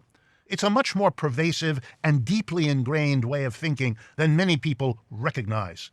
And to that end, I want to do this brief survey. Some of the names I'm going to mention to you are known very well. Others are almost unknown. It's the breadth, the depth, the range of people whose work is influenced by Marxism that I want to underscore. And I'm going to do this by geography and by history. One of the first places that took up Marx's work with great excitement, and that might be understandable since Marx was originally a German, was in Austria, a German-speaking part of the world, in Vienna. And there were interesting people. Rudolf Hilferding, one of the great theorists of finance, the first one to systematically subject finance capitalism to a thoroughgoing analysis. His work has been influential in the last 100 years after he wrote it. Rudolf Hilferding. He worked together with others, the Adler brothers, who developed a whole strain of Marxist thinking called Austro-Marxism. And they did it at the turn of the 19th century in Vienna, where there was a very close collection of intellectuals who picked up this Marxian thinking. They didn't agree with all of it, but they were shaped by it. And I might mention just one so you get a sense of how Marxism has percolated through our system. Sigmund Freud was active in Vienna at that time, and these intellectual circles overlapped with him, as they did with Rudolf Carnap, with a whole new school of philosophy. In Russia, it's a little bit better known, Marxists were very important, got real excited about Marx's work within 10, 15 years after Marx died. Here's 4 names, just I could pick out of many. 2 you know real well. Lenin, the first leader of the Marxist revolution in Russia. Lenin. Trotsky, his close ally and friend. The 2 of them, Lenin and Trotsky, being giants in their own writings, taking Marxism further, but also being practitioners of the revolution to carry a system of capitalism into a new and different system, at least to make the effort. But here are 2 other Russians who were deeply influenced by Marxism. Maxim Gorky, perhaps the greatest novelist of the revolutionary time in Russia, who produced a kind of working people's novel that has had influence across the world. And here's another name, Sergei Eisenstein, the developer of the modern movie, the modern film, the modern cinema. His influence on all movies and cinema since is of the profoundest sort. He, too, heavily influenced by Marxism. Back in Germany, the generation that comes after Marx, Karl Kautsky, Rosa Luxemburg. Let me say a word about Rosa Luxemburg. She became the greatest woman Marxist of her time. She brought questions of Marxism to the condition of women, but she also brought them to some of the most profound analyses of capitalist economics that we have to this day. You will find her statues and her name on many of the squares in the middle of Berlin to this day, as the Germans honor the extraordinary contribution she made before she was assassinated by right-wing military in 1919. Here's another name. With an assist from Bertolt Social Brecht, Democrats. the greatest dramatist, arguably, of the 20th century. A Marxist who developed new styles of theater, how to write plays, how to present them, how to make them grab an audience. Likewise, in Germany, a group, the Frankfurt School, a group of Marxists associated with the University of Frankfurt in that big city in Germany. Here's 3 names, Walter Benjamin, Herbert Marcuse, who eventually came to the United States, and Theodor Adorno. Also affected by Marxism in Germany growing up, a natural scientist who came to America and became quite famous, Albert Einstein, who in 1949 wrote a very famous article called The Need for Socialism, an idea he got from his influence from Marxism. Then in Hungary, Georg Lukács, A and the critique Stalinist. of modern consciousness, how a capitalist economy shapes the way people think about themselves and their close friends and their intimate relationships. In Italy, a spectacular Marxist achievement in the work of Antonio Gramsci, a leader of the Italian Communist Party, the great enemy of the fascists who took over in Italy. He developed a critique of culture in his prison notebooks, because he was imprisoned by the fascists, that has shaped modern culture ever since. In France, we have an enormous influence on Marxism. The entire surrealist tradition, André Breton, René Magritte, all the great names of surrealism, one way or another, directly or indirectly, shaped by Marxism, which they were students of. Names that you do know: Jean-Paul Sartre, perhaps the greatest philosopher of mid-century French thinking, the developer of existentialism and many other strains of modern thought. Louis Althusser, Jacques Derrida, Levi-Strauss. For those of you who follow the social sciences, these Marxists have been giants in shaping most of them one way or another. In England, there were great economists who were Marxists. Probably the most important, no, I'll take that back, not probably, the most important woman economist of the 20th century, a professor of economics at Cambridge University in Britain, Joan Robinson. She was one who taught my generation of young students of economics how there could be a Marxist approach. And her colleague at Cambridge, Maurice Dobb, wrote books that have trained an entire generation of Marxist economists to help understand what's going on in capitalism. And of course, Europe is not the only place since Marxism spread all over the world. Here in the United States, we had important Marxists, Paul Sweezy, coming out of Harvard, where he learned from Joseph Schumpeter, his teacher, what the importance of the Marxist tradition was. And he taught, again, a generation of young economists how to appreciate the insights of Karl Marx. Or a famous labor organizer, Elizabeth Gurley Flynn, who took the work of Marx and made herself one of the great leaders of the labor movement in 20th century United States. Frederick Jameson, still teaching at Duke University in the American South, bringing a Marxist criticism to literature. Richard Lewontin, biology professor at Harvard, who tried to bring the Marxist insights into the natural sciences. Yeah, Johnny, this is interesting, but maybe not quite intellectual of African American the kind of analysis that we were looking for in the first and half. A close student of Marxism. Cornel West, who might well be considered the inheritor of the Du Bois or the W.E.B. Du Bois tradition, mixing together his philosophic interests, his theological interests, and his critique of racism. Our friend Chris Hedges, who frequently appears on this program and is a major spokesman for Marxist-influenced thinking. And of course in China, where the tradition of Professor Mao Wolf, I don't in know, all of its let's- permutations is also a testimony we're going a little to far how here with some the of this, Marxian tradition extends beyond the Europe where it was born. In Asia, the Dutt family in India, Nazim Hikmet, one of the great poets in Turkey, Ho Chi Minh in Vietnam, just to pick a few of the people whose lives and work and massive influence on their countries and the world. Chris Hedges, are also in Ho Chi part Minh, debts you know? to the Marxian tradition. Africa too, from We're- Frantz Fanon we're always in the talking about north, those two guys in the same analyzing sentence. capitalist imperialism and how it impacts You're making a little bit the of a stretch mentality, here with some of the this. literal brainwork of the people subjected to it, all the way down to the southern tip, the African National Congress in South Africa, where Marxists were leaders in that movement and throughout the struggles against apartheid. And finally to the middle of Africa, where people as different as Kwame Nkrumah, the leader of independent Ghana, and Amilcar Cabral, The southern tip is a my Marxist favorite tip as intellectual well. in the center of Africa, made their contributions. And on to South America, where Walter Rodney and Eric Williams produced the greatest analyses of slavery and the slave trade that we still have. Eugene Genovese picked up on that here in the United States and developed his signature analyses of American slavery. In Cuba and elsewhere in Latin America, the influence of Fidel Castro and Che Guevara, of the Zapatistas in Mexico. Politically, not only their thinking, but also their practice. Marxism is a mixture of theory and practice. And let me end with a couple of artists, groups of artists. In Chile, Pablo Neruda, one of the great poets of an attempt to understand people's suffering through the lens of a Marxist mentality, which he freely and openly acknowledged. And perhaps the greatest painters that Mexico ever absolutely, produced. Carrier Wave, I Its agree. muralists, the incredible collection of Diego Rivera. And can and he's just talking about like people that have been influenced by Marxism, which I think is kind of interesting. But in terms of actually breaking down what these concepts mean, you know, in ways that like people on the right can't too because they don't understand these things, I think very, very valuable.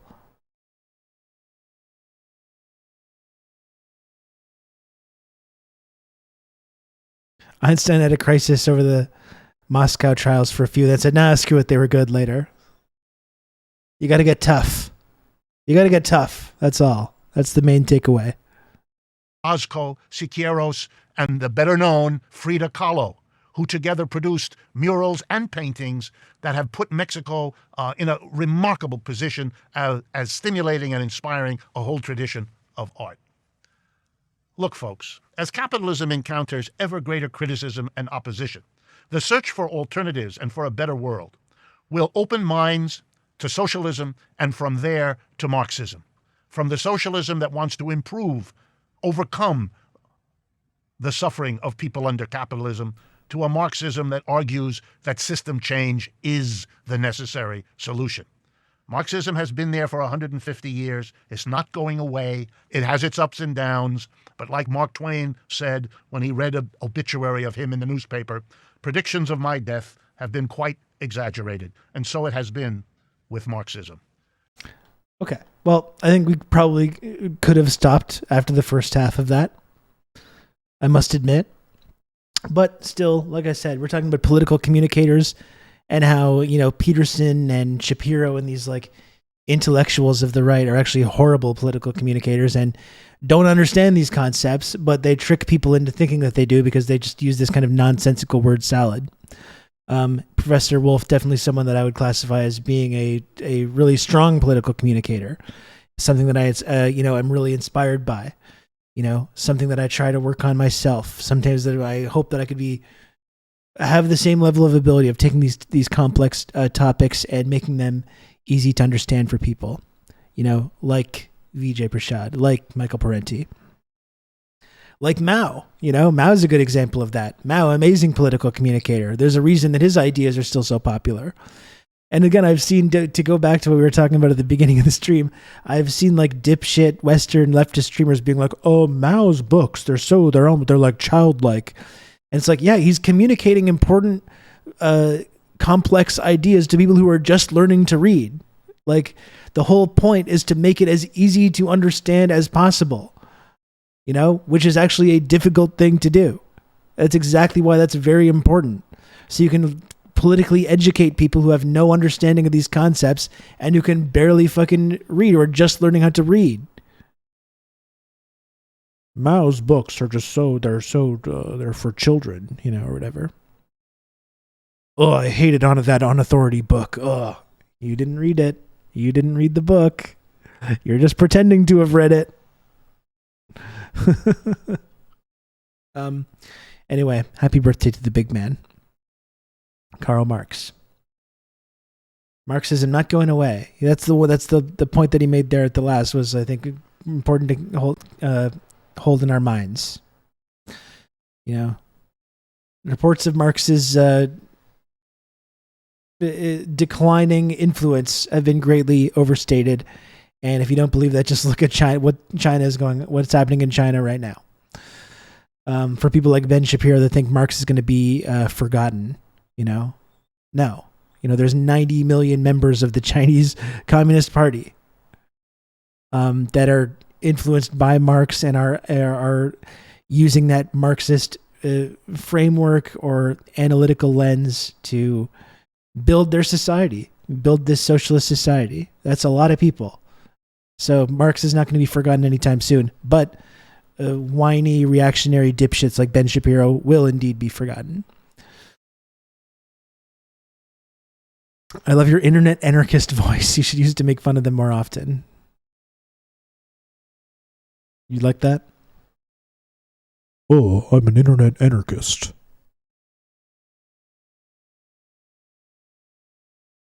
Hello. I don't really have anything to go with that, but that's my impression.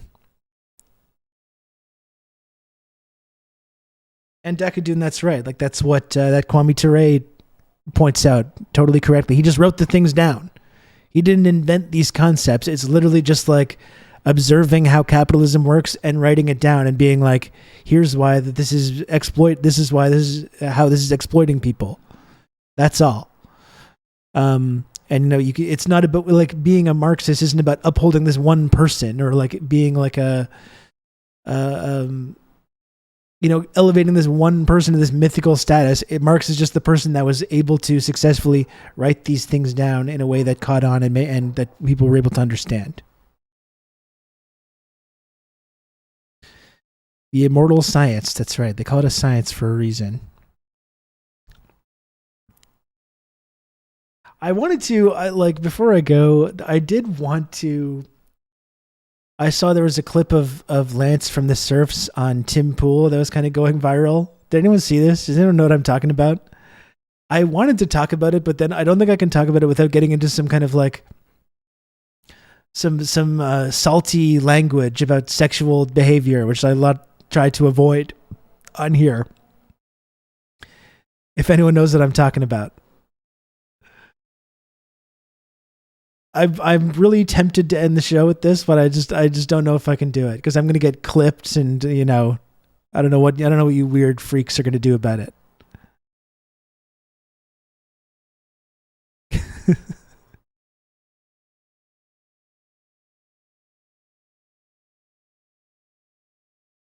Oh, it's not even dunking on the Surfs. It's honestly dunking on Tim Pool.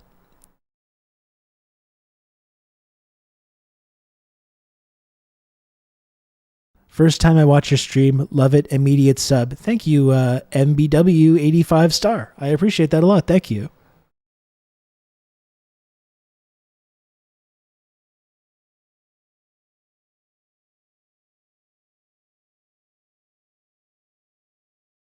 Okay, fine. I'll look at this clip.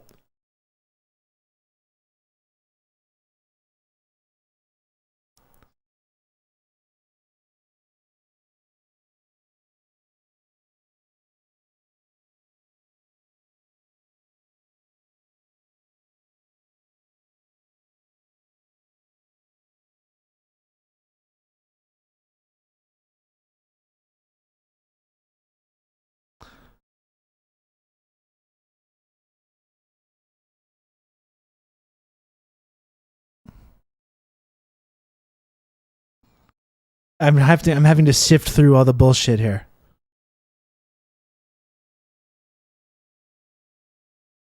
There's a lot of like pro-reactionary people that are like promoting it. And they think it's good.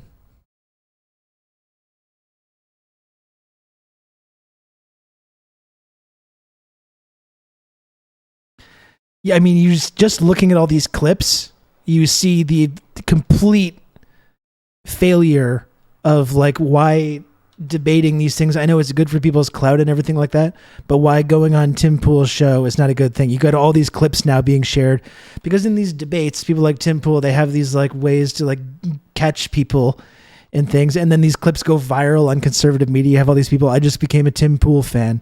You have all these clips. Like it's literally just like sacrificing yourself to be like fodder to promote Tim Pool's own platform and his own ideology. Like you don't win these debates. No one is helped by these debates. It just legitimizes Tim Pool. Again, it's great for people's like platforms or whatever, but you see just in the reaction to this, exactly why this is completely useless.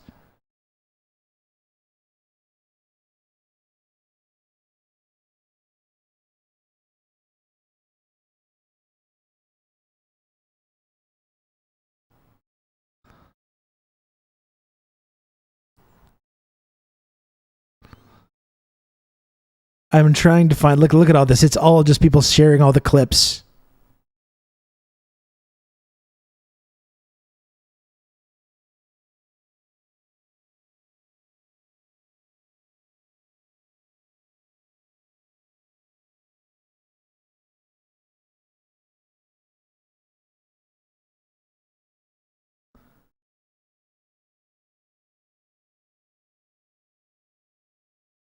I'm trying to find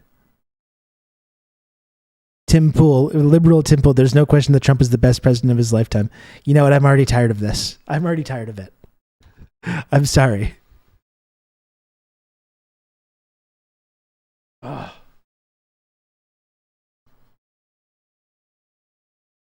Where's Lance's page here?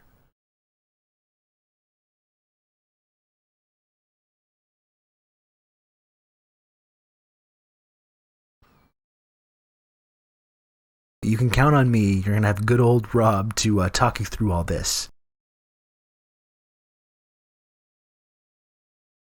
Who is that? MBW85 star. Thank you for the tier 1 sub for 6 months in advance. You know, I'm already chickening out on this. I don't want to look at this Tim Pool clip. I can't do it. I can't do it. I'm sorry. I'm sorry. I really appreciate that that sub, MBW85 star. Thank you for that.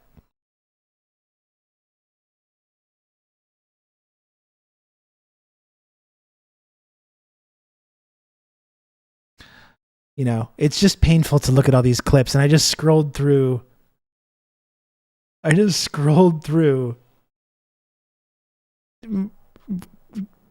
so many tweets like promoting this thing and like just showing how Tim Pool owns pro-abortion leftists. I don't want to give Dim Tool any more attention.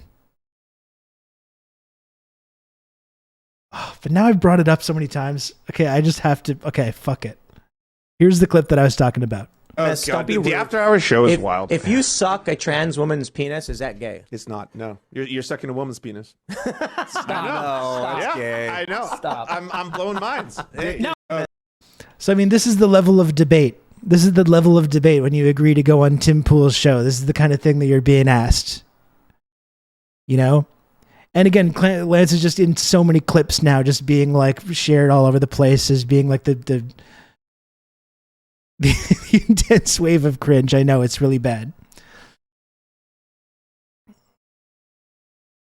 But I guess my question is about on that particular subject, okay? And again, I'm trying to talk about this without being crass. I don't like using crass sexual language on this program, okay? I don't. On that subject, though, I guess my question would be for Tim Pool, or that someone would say this, that to engage in oral sex with a trans woman as a man, is it gay, is it straight, or whatever, that question. The question would be for Tim Pool. They obviously are like, no, it's gay, it's gay. My question would be for Tim Pool is if engaging in oral sex with a trans man as a straight cisgendered person, is that straight? Would it be straight to do that? That would be my question. By that logic, I think they would say that yes, it is. If you don't believe that trans men are men or trans women are women, that would be the logic, right? So therefore, it would be just perfectly straight, according to Tim Pool and his little chuckle fuck friends. If you're going to like sleep with or engage in sexual intercourse with or engage in any kind of sexual behavior with a trans man, it's just like perfectly straight. I guess that's what their point is. I don't know if that in practice, though, they would actually think that. I think it would break his brain. That was my only question that I had when I watched that. I don't want to watch any more of this clip, but that just made me so uncomfortable.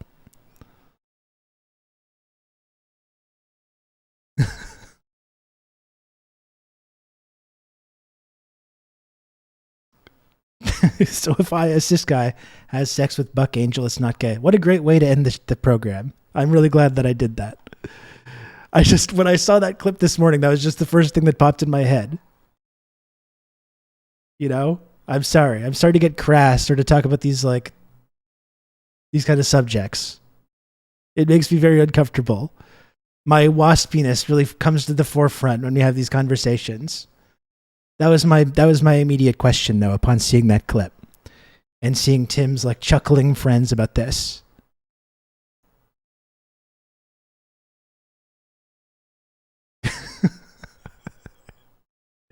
Anyway.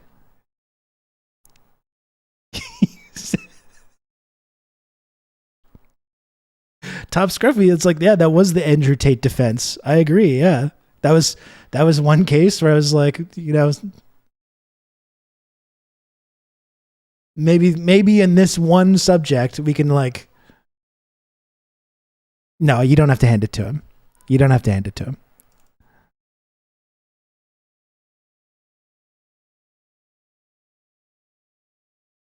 Oh boy.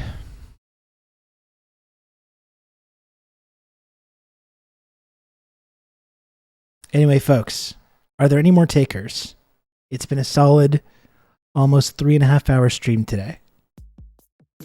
Are there any other takers? You've just become an elite member of the Friendship Triangle. Oh my goodness. M. Gauntlet. Thank you so much for the 5 gifted subs. I appreciate that a lot. Thank you, M. Gauntlet. Thank you for supporting the stream, and thank you to everyone for supporting the stream. One generous chatter could get us to the sub goal today.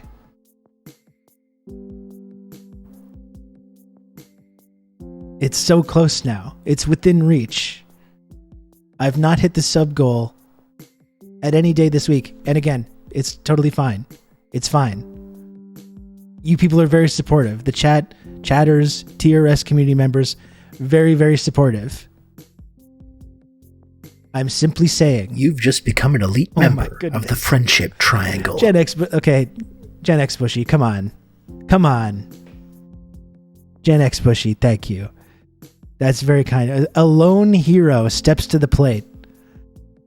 A lone hero steps to the plate. Gen X Bushy. Thank you so, so much, Gen X Bushy. I really appreciate it. Seriously. Thank you. Is that conversation at the end there? Really, that was really engaging for everybody. Oh God, that made me uncomfortable. Good Lord.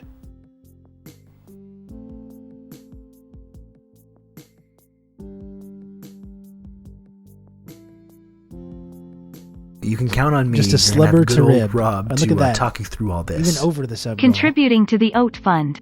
Thank you, Quaker Oats guy, for the 19 months tier 1. Thank you. I really appreciate that. We even got over the sub. Well, that's wonderful. Gen X Bushy just drowning in cloud at this point. I really, really appreciate all the support, folks. I really, really do. Thank you.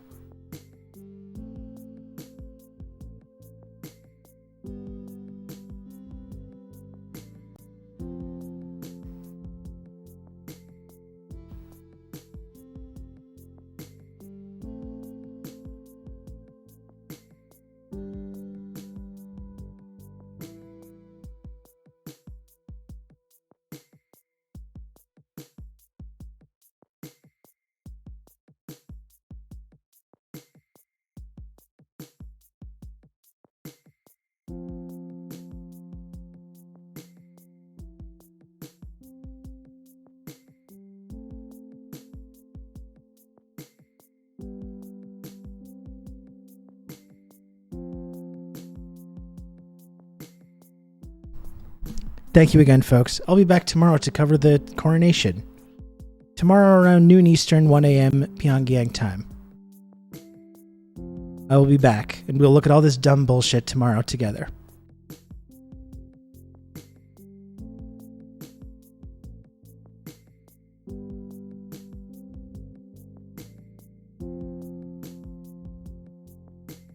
Thanks again for watching, folks. I appreciate it a lot.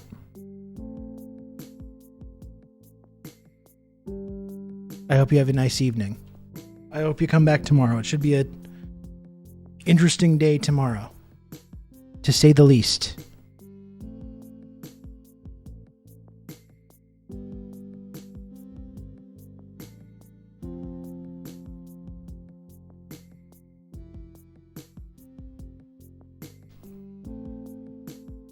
Give my regards to La Sue. Haven't rated La Sue for a while. I think La Sue is talking about the report on missing and murdered Indigenous women and girls.